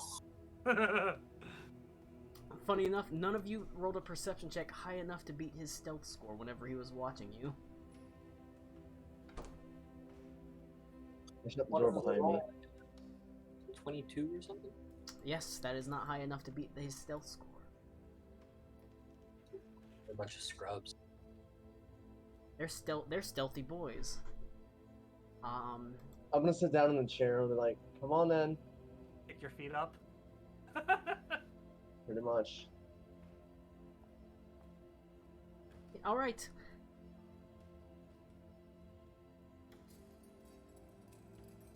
You can, as you sort of step through, you can see a man. He looks young, but his face is sort of gauntly pale. He wears a sort of a large hat that actually has a pretty dark veil that covers it. It doesn't cover his hat, it covers his face, and he sort of runs over him. He wears long sleeve shirt, black gloves, basically black robes that cover his entire body. As he sort of lifts the veil and sort of smiles at you. Now there's a pretty face. How long Oh, have you shit, been? is that Siegfried? It is. It's Siegfried. I'll like throw my feet back off the table and just run over and hug his ass. He almost immediately sort of lifts you up into the air and sort of spins around. You can feel the the rough. There, he has an emblem on his chest that is a bloodstone. You can feel it sort of pressing into you. He sort of pats you on the back. How long has it been, my friend? Only about 3 years last I checked. Ha! You know, 3 years for my kind should not take for a long time, but it has felt like forever. As he sort of squeezes your hand. What are you doing wearing that out in public? You know it's dangerous. He's pointing to the bloodstone. He says, well,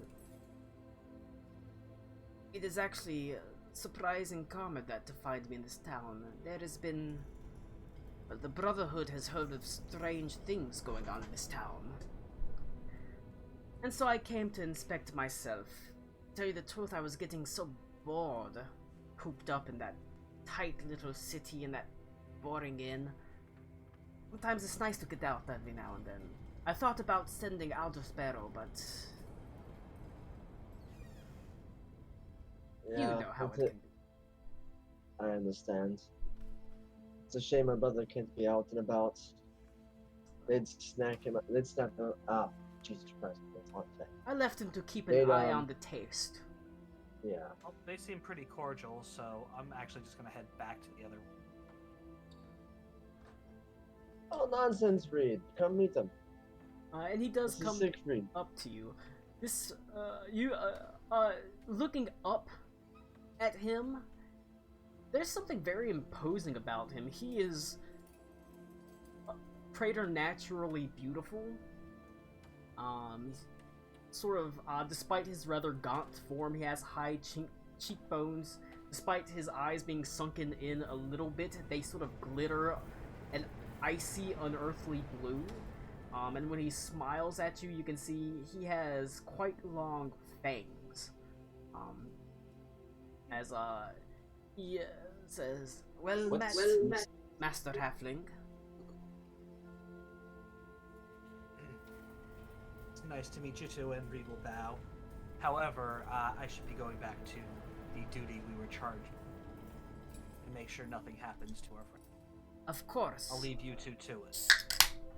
Tell me, Oh yes, I forgot Beaver- about nap time. were Siegfried and Klaus lovers? It could have been. I mean, we can keep rolling with it. Siegfried is not opposed to that sort of thing, so when you live as long as he has, you're not opposed to pretty much anything. He's touched a few I mean- peckers in his day. I mean, that and the familial tie kind of goes back far enough where there's probably not. It's not as much an awkward thing. I'm also rapidly reading through the notes that Beaver sent me. For the first time. No, I read through them. That's why I wanted Siegfried here to meet him, start pulling him into his story. But I'm trying to remember exactly what is going on. Because it has been a long time since I read his You need notes. to go to a private room? Say what? You need to go to a private room? No, I haven't gone into anything that is... Everything that has been said, either you wouldn't understand, like whenever he called somewhere the taste, you wouldn't understand what that means, but Klaus knows what that means. No, I just had to like double check and check. You know what? I will double check some stuff with you, Beaver. I'll just go ahead and ask if there's Yeah. anything in particular you want. Okay, it's literally from something called Vampire. Okay. Reed, you can see there's not a lot of danger. While you did hear someone come in, it seems this is someone that Klaus is pretty familiar with. A little bit surprised by the fact that he was being followed, and Klaus, you're not surprised that as high as you rolled on your perception checks, it was not enough to beat him. I mean, he's a sneaky boy. He is a very stealthy boy. But they embrace each other, they hug each other, pat each other on the back. Finger in the bum a little bit. Squeeze each other's bums. Insert Ken Jeong. Ha! Gay! That sort of thing. I mean, you say that, but... and you go back to sort of being on guard duty. Klaus, do you stay out in the front part with Siegfried, or? No, I'm gonna ask him. Are you willing to help us here? There's a little bit of babysitting, but if anything, it'll make the time pass a little bit better. Sort of waits for a moment, says, "Well, it's not as if I have anything better to do. As long as you don't mind me staying around."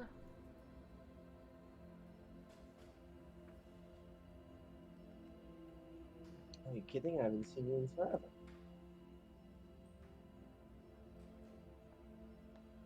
As we go back there, and I have to pee. I'll be right back. I'm looking so hard. I made a Siegfried token. Oh, it's because it's spelled. It's because it's spelled Seifried. Oh, I can't spell.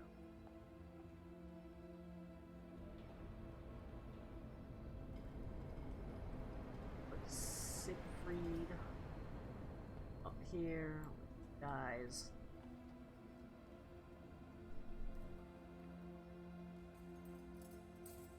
He is fire. That stack block. Okay.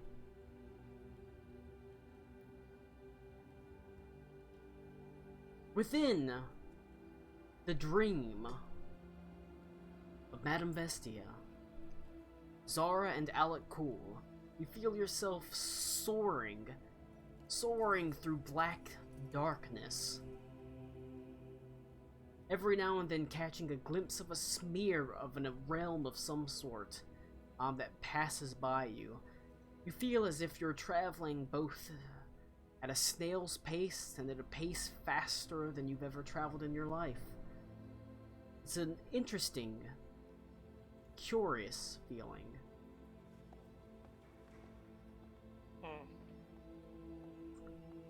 But somehow you get the feeling that you're slowing down. The feeling that your journey is coming to its next leg.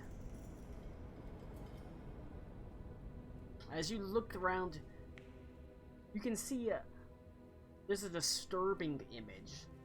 You turn toward Madame Vestia, and she's not laying there, like, with her arms crossed across the sword. It almost looks like she's stretched. As if the entirety of her form is following that line. That golden line that extends from the Mantis Claw all the way into the realm of the Mantis Queen. It's terrifying in its own way. Yeah, that is a little weird. However, you are fully intact as you find yourself slowing, and a realm comes into view. It's a gray realm. Dim. And you are plopped down in what looks actually like a tunnel from your home, Alec Cool. It looks like a tunnel that extends throughout the hives of the Thri-kreen nests, essentially, the Thri-kreen hives. It's squat and round, roughly hewn and dimly lit. But you find you and Zara are standing in one of these tunnels. You don't feel like it's... You know it's not your hive, but you feel like you're in a hive of some sort. The tunnel extends in both directions, behind you and in front of you. However, you can see that Madame Vestia will not be able to continue with you, as she is that anchor within this tunnel. Fair enough, yeah. It's a wonderful life. We can only be taken, not escorted. Well, yeah. She since she is holding the sword and she is at the end she's the one that's allowing this. She has to maintain that thread.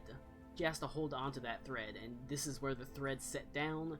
So she cannot leave that thread. She has to be here. Like I said, it's a disturbing sight to look at her. It's like her entire form is, you know she's there, but it looks stretched in odd ways as it's stretched along the form of this. So, basically, she's getting spaghettified, essentially? Yes. Damn. She's getting sucked in a black hole. You find yourself in basically a Thri-kreen hive.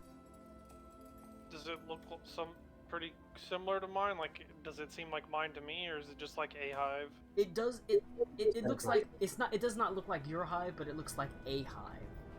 Okay. You know, if you were within your hive, you would feel that sort of hive mind. It's not that they have a hive mind, but Thri-kreen know everything that goes on in their hive, and you don't feel that here. Okay. Nice. And you what? Seas. Yes. It is dimly lit. There is dim light that are coming from. It almost looks like small spores, that are lining the walls. In any other context, this would be racist. How high are the ceilings?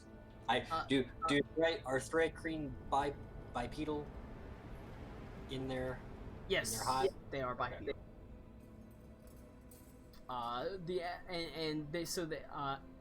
I imagine Alec Cool is the size of the average Thrycreen, so I'm pretty tall too. so you're pretty easily able to stand in it because they're humanoid sized essentially. There are some, like I said, it's pretty roughly hewn. So every now and then there's places that you would have to stoop and go underneath things. But currently you're just standing in a tunnel. There's a way in front of you and a way behind you. You have don't know which way to go. You don't hear anything or see anything. Which way would you like to go? I'm just along for the ride. I mean, a tunnel ahead of me. Hang on. We're in a dream world, right? No, you're in an alternate plane of existence. Oh, okay. The descriptions of her as a dream, I didn't realize if we were It actually... feels like a dream, but it is in fact a alternate plane of existence. Zara pinches herself. No waking up from that.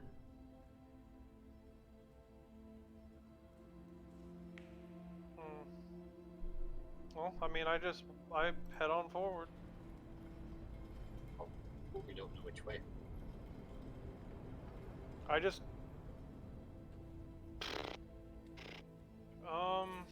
I would use my sword to divine, but I just The sword's not with you. yeah. So I have... I just trust my judgment. I just kind of wander. I could cast Augury, but I need a minute. I think we'll find our way. And like I said, I will ask Madame Vestria?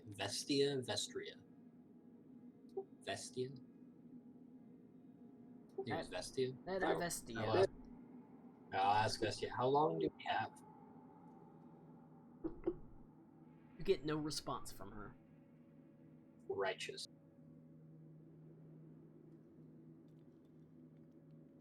Whatever consciousness and concentration she has, it is solely on keeping this pathway open. So, you go forward down the tunnel or back? I go forward. Alright. You slowly make your way forward through the tunnel. Find, much like Thrycreen tunnels, it sort of twists and curves.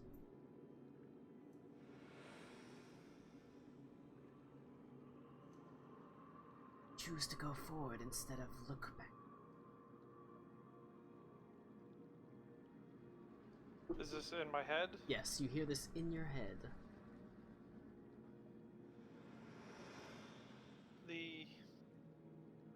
The obvious choice is forward. The past is done.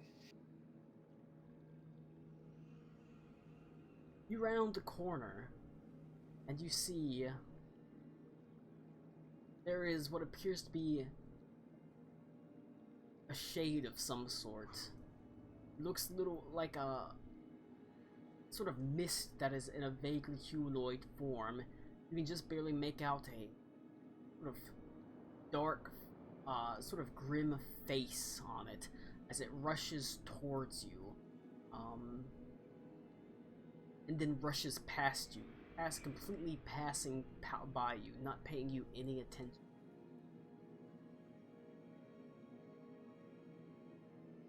You turn and see that just as far back as you can see, it rushes to Madame Vestia, clutches onto the sort of line that leads it back to the material plane, and it is sucked away. Zara, we need to hurry. I lead the way, my multi-limbed. Then I start not running, but I I just keep going. We don't have time to pause. All right. You continue quickly rushing onwards. Meanwhile, Klaus and Reed, standing there waiting, you see Madame Vestia's body sort of shakes slightly and then falls to the ground, curiously, but you don't see anything. However, after a moment, you hear what sounds like a creaking sound. The sound of what sounds like wood and stone grinding against each other from basically in here.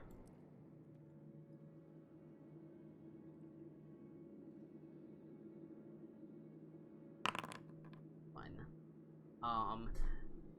We'll walk over and take a look.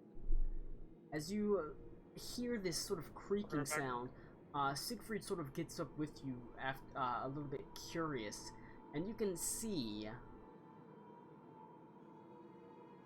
the Taroka deck on the table here is sort of swirling around, and then it sort of, all the cards coalesce into a single deck, and they fly into the hands of one of the statues.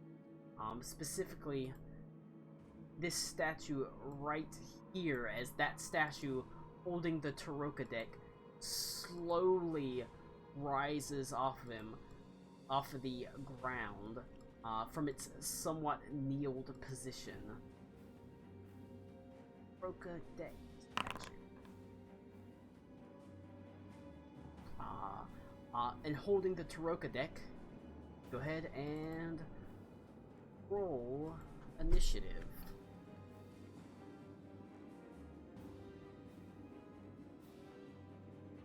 Well, Okay. Let me go ahead and add you guys.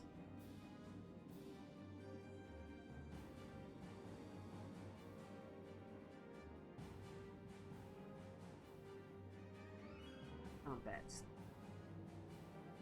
Okay, now you can roll initiative. Hey, Siegfried doesn't do so great. you're faster than me, Reed, so you go first. The statue sort of rises up holding the Taroka deck in its hand. so it's holding the entire deck. The whole deck is in its hand.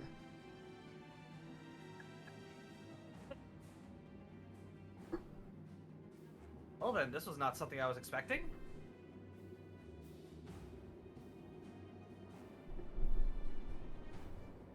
Reed's going to unsheath Reed, the come here and sword. do your fortune. Sorry, he's not using his sword right now. He's got the kunai with chain. I don't guess anyone has a deck of cards on them, do they? I can I find don't one. have. No, Oh, like an actual deck. don't of cards. believe. Like an actual deck of cards. No, and I couldn't bridge them even if I wanted to. Everybody felt that. That's fine. I've got a rant. I left all my decks of cards at Nick's house because I'm dumb. I forgot to pack them up in my bag. Oh, I thought you were talking about on our character sheet. No, we like an definitely don't actual have card deck deck. of cards. No.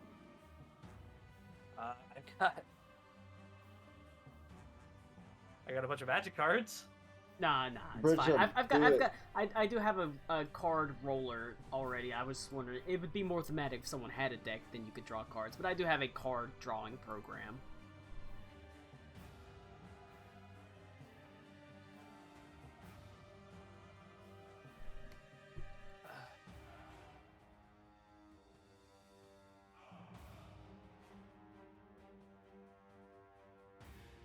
Do you think it's hostile? Let's find out. Methinks it's not a friend. Make one friend a second. Reed's just gonna walk up and see what happens if he tries to pull a tarot card from the deck. Do you draw a tarot card from the deck? Yes, I do. All right. Oh. Reed's curious ass would do this. Ooh. As you reach out to the cards, the deck that sits firmly within the stony golem's hands, you sort of, perhaps a bit tentatively, a little bit nervously, draw one of the cards. Very nervous. As you sort of take a moment to look at it, you see that it is the 9 coins. The miser. Hey, coins. And almost as you do so, Reed, this is a lot to ask you, because this is a little bit of the boss's mechanic, but you can cast a 3rd level transmutation spell. Okay. And then Lou was a spellcaster. I'm assuming that's going to take up my action. That is your action. Alright. A 3rd level spell? 3rd level transmutation spells specifically. Since it is of the coins suit. Alright, I don't really have any bonus actions except, let's just do this. I'm going to spend 1 key point and take the dodge action as my bonus action. Oh. If, You want if, to cast elemental weapon on your fists? What are If you, you a guys fucking are- peasant? if you guys are still doing combat, I'm gonna walk Tiggy. That's Probably fine. be a few minutes. Yo, you can cast haste. Alright, so I got... No, I'm just using... Oh, like... Oh, okay. I thought I would need to use another action to use the card. No. Just drawing the card is the action that casts the spell. Oh, okay. But that being said, obviously it doesn't count as an unarmed attack or anything like that, so you don't get your Yeah. monk bonuses or stuff like that. However, it does go off the card's DC or spell roll. The spell is +7 if it's an attack, or if it's a DC, it's 15. Okay. Then yeah, let's use... Well, hold on, because doesn't this require concentration? If it requires concentration, Yeah, you can haste. concentrate on it still. It is as Yeah, if you until I cast a take like spell. another attack though, Yes. or something. Right? Well, until you cast another concentration spell. But it is literally as if you cast that spell yourself, as if you had it. That is how the Taroka statue Oh. works. Because he can do the same thing. Okay, then I will cast haste on myself then. It's a good spell to cast.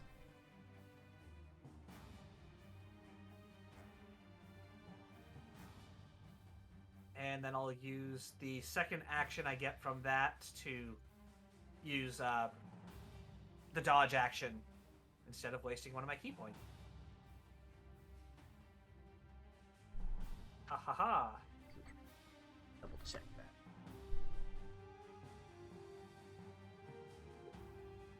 I mean, haste says I can use that action to take an attack, 1 attack only. Okay, yeah, I was Use just double dash, checking. Disengage. I wanted to check. Oh wait, never mind. I wanted to look up haste just in case. Alright, Whoops, never mind. I can't use dodge. we can dash, disengage. Hide, or use an object. Okay. Well, in that case, I guess I will have to. I'll just do the attack. 1 unarmed strike. 26 for 10, and then, like I said before, bonus action. I'll just use a key point and take the dodge action as my bonus. You punch into him, and your hand meets the stony edifice of it, and you take a little chip off, but you don't do a particularly large amount of damage. In fact, it feels like you do less damage than you would expect, as this is it seems to be a magically hardened, incredibly hard material. resistant to pretty much all damage. Actually, as a monk,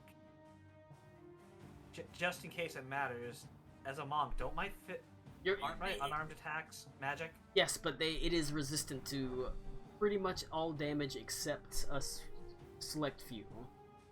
Ah, okay. Alright then. Alright. It goes... I was... into combat.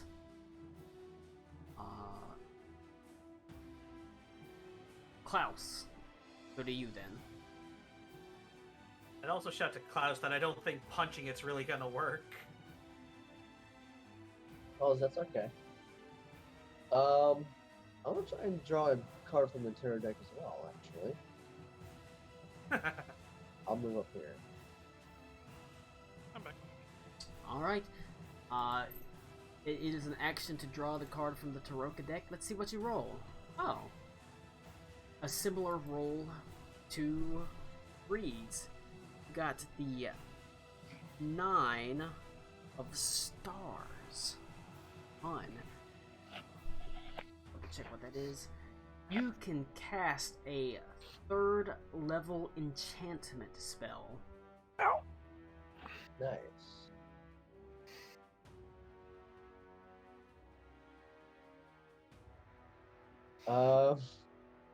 Shit.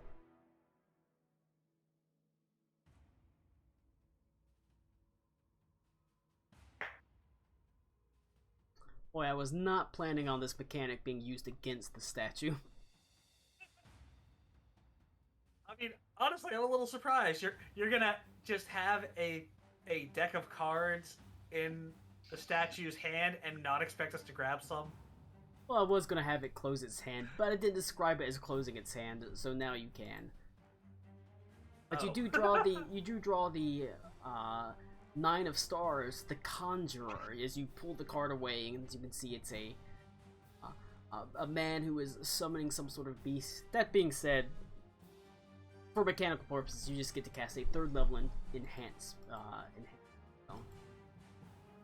Wait, I don't know. Oh wait, enchantment. or did I say enchantment? It's 3rd level enchantment. Swords is the enhance. Why Well, did they it's a have? good thing there's only 4 3rd level enchantment spells, and they're all trash. Yeah, that's the luck of the draw. Yep. I'm gonna cast motivational speech and just tell Reed, hey, I know you punched it and didn't really do anything, but you can do it. Just keep punching harder. Are you just basically? Ah, yes. Is there an actual spell like that or? It's literally called motivational speech. Oh shit. It's in 5e tools. It's from Acquisitions Incorporated. Okay. What's it do? You would actually, hang on, let me just copy. I'll get some time.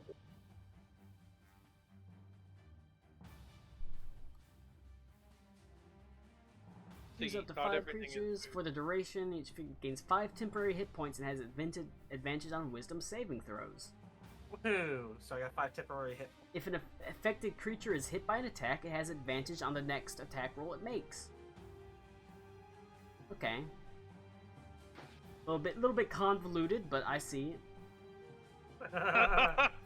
I mean, literally, it was 3 Acquisitions Incorporated spells, Enemies Abound, and Catnap.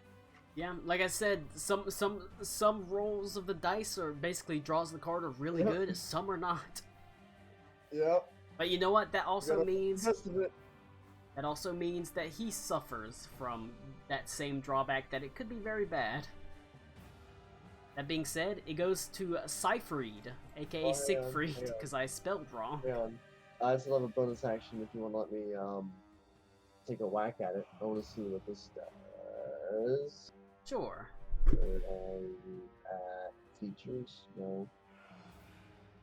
Oh, it's in okay, it's in inventory. Bonus attack. 22 to hit. 22 definitely hits. You're attacking with your shadow daggers, yes? Yes, Feeling for s- 8 psychic damage. 8 psychic damage. That does full damage as he is not And- resistant to that. Nice. And I believe, yep, Reed is close by, so I'll roll sneak attack. Damn it.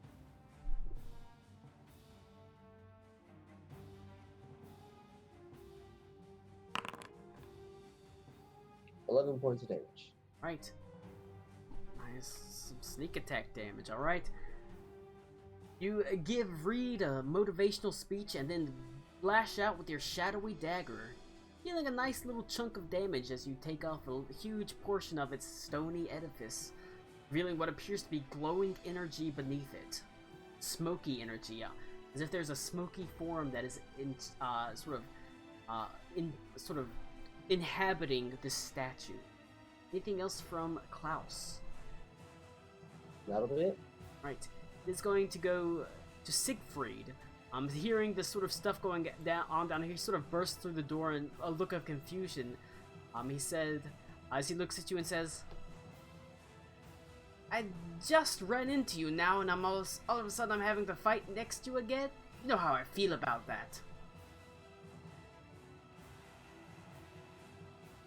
Oh, it's okay, friends. Don't get your hands dirty. He moves away from the statue, but he does cast haste on you, Klaus. Ooh, fantastic. You like I said, you know his attitude. He Mm-hmm. will not fight this statue. He will not fight, but he will enhance you to fight. Lover, not a fighter. Gotta love it. As it goes to the Taroka statue. Alright, first things first, he is going to turn and make a slam attack against you, Klaus.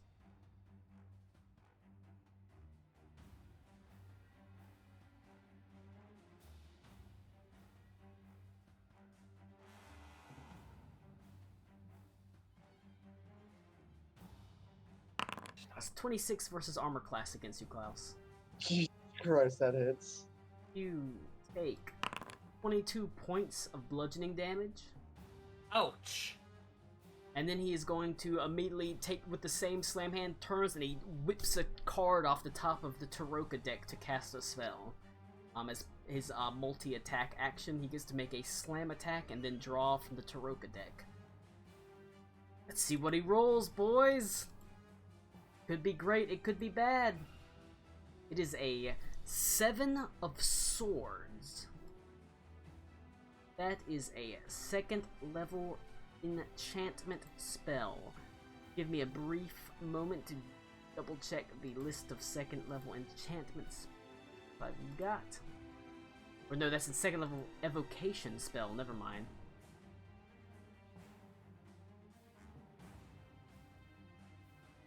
He is going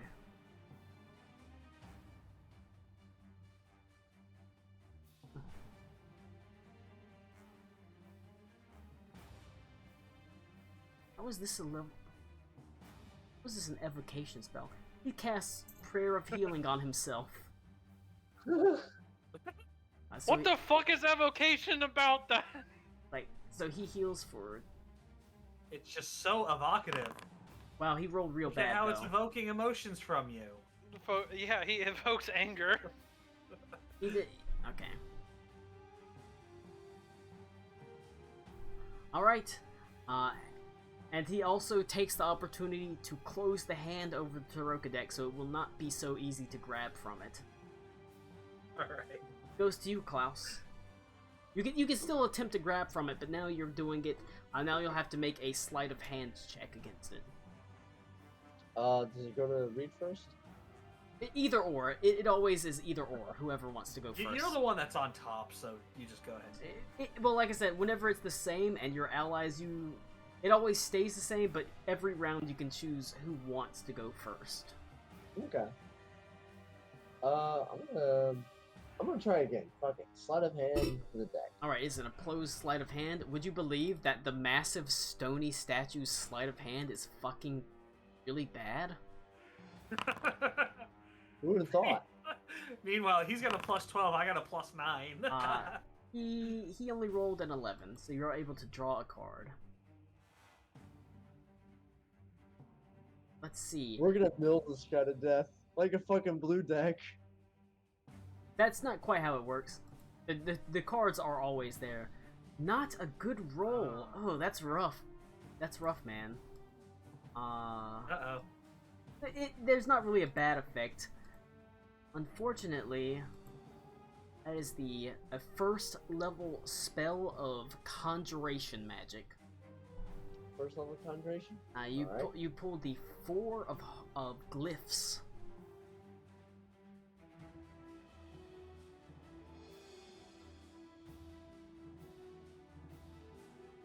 Can't wait till someone pulls an ace and gets to fucking fuck shit up. Is Ace Wish?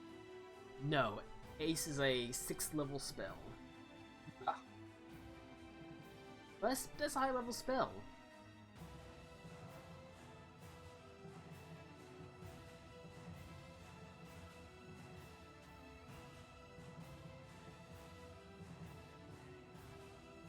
Okay. Alright. I'm gonna cast Ensnaring Strike. Nice. Now, that spell itself is a bonus action. But do I still have my bonus action because I took an action and draw the card? It is the action.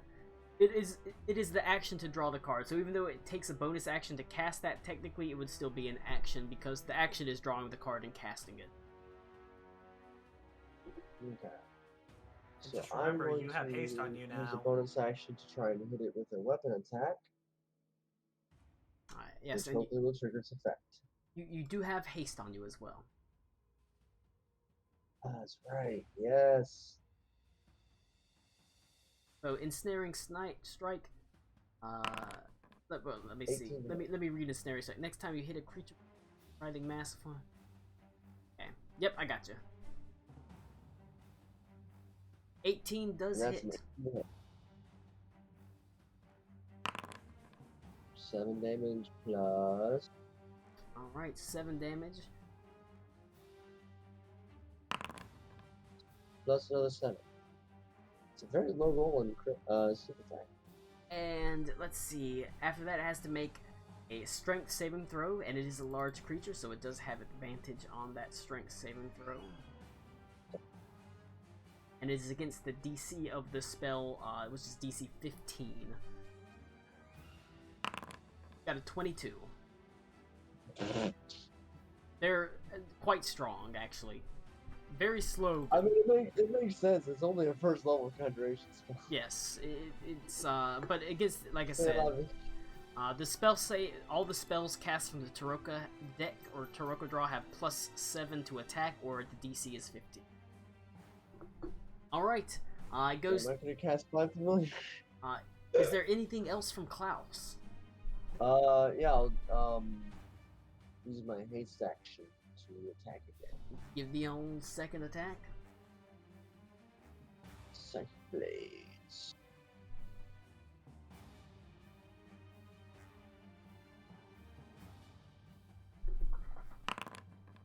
$14 to hit. Right. 14. That is not enough. As it you leap up and try to bury it into the stony form, but it just glances off, turning your hand to the side. That's it. It Sparks off. goes to Reed. Yeah, right back. Alright. So no chance you'll just, give us the deck, calm back down? I don't think Mistress Seems unlikely. Zestia- Yeah, I don't think Mistress Zestia is going to be too happy if we destroy one of her statues, but... Go ahead and, start off with the unarmed strike. It's 24 for 11. That will hit. Although, once again, like I said, since basically, even though it's magic and bludgeoning damage, it is, at the end of the day, bludgeoning damage. These statues are particularly resistant against pretty much everything, save psychic damage and some other damage. Alright, well then, I'm not going to be doing much else. Let's try the sleight of hand with my other action. Okay. 22. Well, let's see what it rolls for its sleight of hand. It can't roll higher than a 22, so... It has a -1 for its sleight of hand. You reach out and snatch a card from the Taroka deck. Ooh, fancy. You can cast a...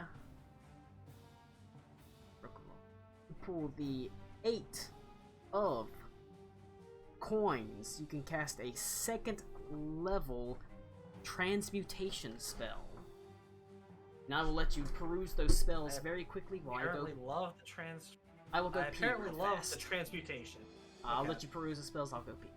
Yeah, All right, it's like, your 3rd level Jeff Bezos said I had transmutation 30 days to spell. turn my gay. 2nd level. 2nd level transmutation spell. What do you Well, got? considering I'm assuming that this dude weighs more than 10 pounds, so I can't just fix him in place. Yep. And everything else doesn't seem useful Some- or requires concentration. I'm Sometimes, just gonna put dark vision on myself. sometimes that's the luck of the draw of the cards. I'm giving myself dark Why vision not- for the next Why not, 8 why not hours bark skin or something? because it requires concentration. What's fucking... You do can like have concentration on it until you cast another spell, right? Yeah, I have- like, He's he got has to- he's got concentration on haste already. Oh, well, that's Oh, unfortunate. rip. That's the luck of the draw. Like I said, I'm rolling random cards, and So sometimes you can Yeah, get that- good that- cards, and sometimes you can get not so great cards. that's it. And after seeing how much he smacked Klaus over there, I'm gonna go ahead and Hit him pretty fucking hard. use my key point to cast dodge as a bonus action again. And that's my turn. All right.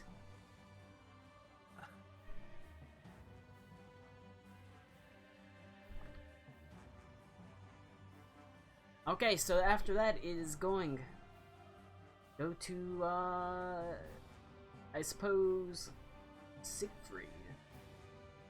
All right, guess what's gonna happen? Siegfried is Nothing. going to rush towards you, Klaus. And you can, he is going to, take it, he is going to lift his hand, and using his sharpened nail, he slashes across his wrist, and blood begins flowing freely as, he lifts it over your mouth, and it sort of falls in, and it heals you for, Any part of that. he heals you for, wow, that's a fucking high roll, what the fuck? Heals you Jesus Christ, did you just fully heal me? heals you for 29 points of damage. He fully healed me Holy with that. shit! Jesus. So you Vampire! got 1, 2, 3, 4, 5, and then he can move back. As he also then moves away from the fight. Yo, what does it taste like? Is it Capri Sun? It tastes, Oh, baby. it's a familiar and comforting scent to you. Siegfried's blood is spicy. It tastes Sicky. almost like cinnamon and clove. It tastes like a pumpkin spice latte. You just drank a clove. Well, Dude, better than never, I love it. sparkling vampires. But he did cast. Sparkling vampires taste He like did fucking- cast a healing spell on you. He just did it in a vampire way. I mean, I love the flavor text on it though. That's great. All right. That's fantastic. But that's all he will do. It goes to the Taroka statue. Gonna turn and make a slam attack against Reed. Bring it. I don't really need that. It is a 25 Crit. versus armor class. He has, With the with disadvantage? let's say, it is a 25 versus armor class with disadvantage. Damn. That hits. I'm only at 20. You take 26 points of bludgeoning damage, Ouch. and it is going to draw from the Taroka deck as its hand, the same hand, quickly leaps out and draws a card from the Taroka deck. Let's find out what Then- happens. 21 from there because I had 5 temp HP. Ooh. That's another bad roll for him. Gets to make. Double check. Oof. conjuration cantrip. If he was a, as if he was a 5th level caster. Oh damn. Sometimes Oh, that's a little bit better. that's well, yeah. It's not just a base cantrip. So say that's fucked. Like I said, They did already say or they get like +7 to attacks. Or to spell damage. Reed, make a Constitution saving throw, DC 15. Nope, that's a 4. All right. Suddenly a swarm of, as he lifts up the card, a swarm of insects flies forth and rolls around you, dealing 5 points of damage. As he casts, he casts Swarm of Insects. Infestation.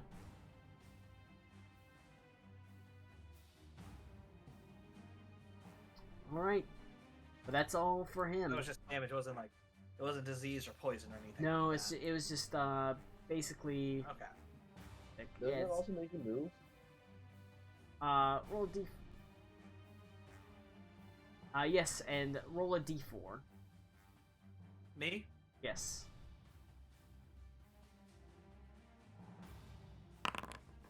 1. 1. You would, the infestation would have made you move north, but north is directly into it, so you don't move at all. That's all he can do. Goes to Klaus / Reed, whoever wants to go first. You got this. You let me go. You let me go first last time. Go. Alright, alright. Well.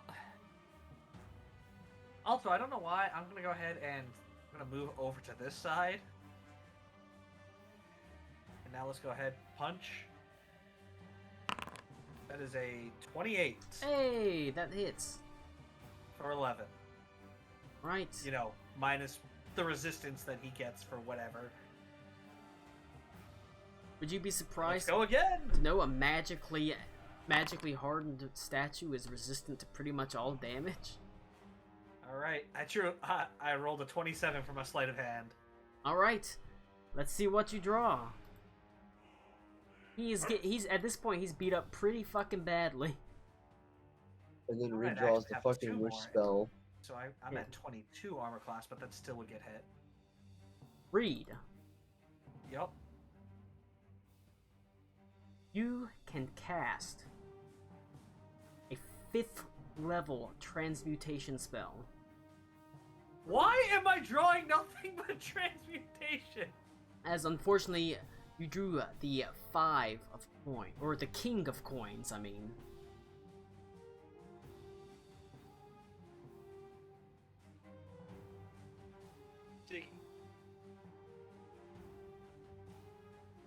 Fucked up is the transmutation spell helps the statue a lot more than it helps you. Yo, you fucking cast animate objects. Yeah, I saw that one, but You should see what Yeah. ending That- does that's the- for him. once again, animate objects is a concentration spell. Ziggy, stop. I'm gonna give you a fucking uncooked potato for dinner. Damn it, he is magical rock. He is magical rock. I was gonna transmute him, but it has to be non-magical rock. But for some reason, you keep falling into that diamonds. We're gonna keep doing this until one of us draws a good one. Bliss. Because we're a bunch of fucking gamblers and we can't Just put down. Just I- beat it.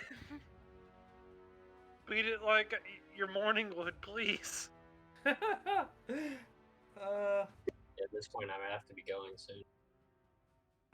Whatever. I'll just cast Pass Wall and do nothing with it, cause. God damn. He's roughed up real bad at this point, so he doesn't have a lot left in him. And that'll be the end. Or well, I'll do my dodge thing, but that'll be the end of my turn. All right. Alright, I'm just gonna whack. Give him the whack whack. Speed this along. Actually, if I move down one, I'll have advantage, right? So Hmm. they're surrounded. Uh, Well, no, you have that- advantage that's right now, allowed. actually. Oh, cool. That's a crit. That's a bunch of damage. There you go. So that's Max sneak attack, max damage.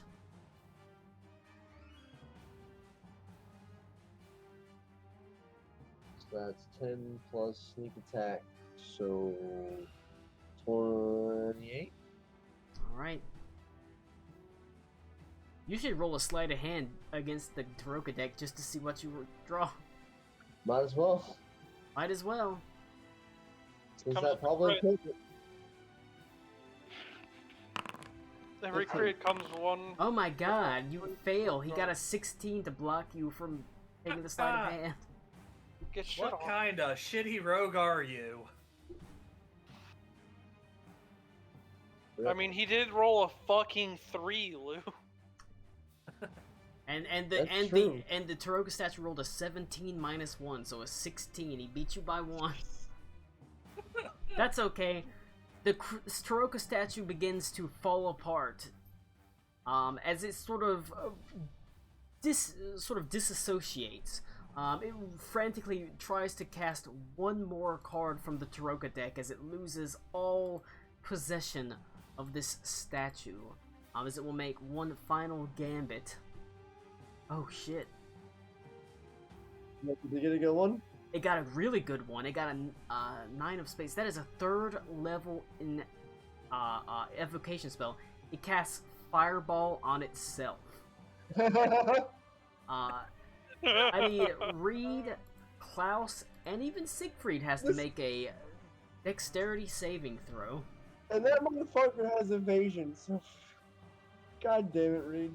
That's okay Yep. because you should be able to. Uh, Wow, that's a really bad roll from Reed. Yeah, it is. yep. Yep, that was a 2.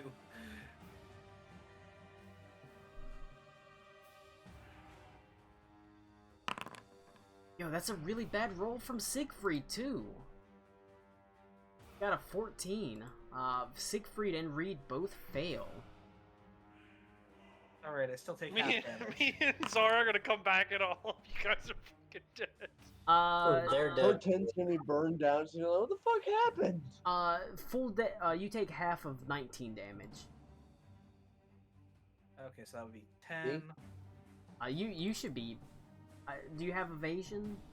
I don't know how much you I went do to not. rogue, so you would also take. I don't have evasion. You would also take half since you passed. Siegfried also has That's- evasion, so he takes half. So that's 10. Yes, it's 19 divided by 2, rounded up.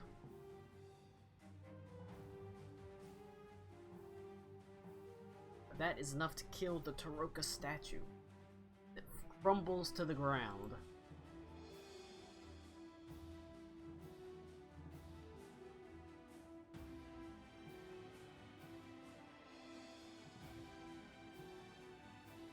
Meanwhile, I guess we'll have to repay her for her statue. I feel like the fact that you kept her alive is enough payment. that is what she asked you to do, so.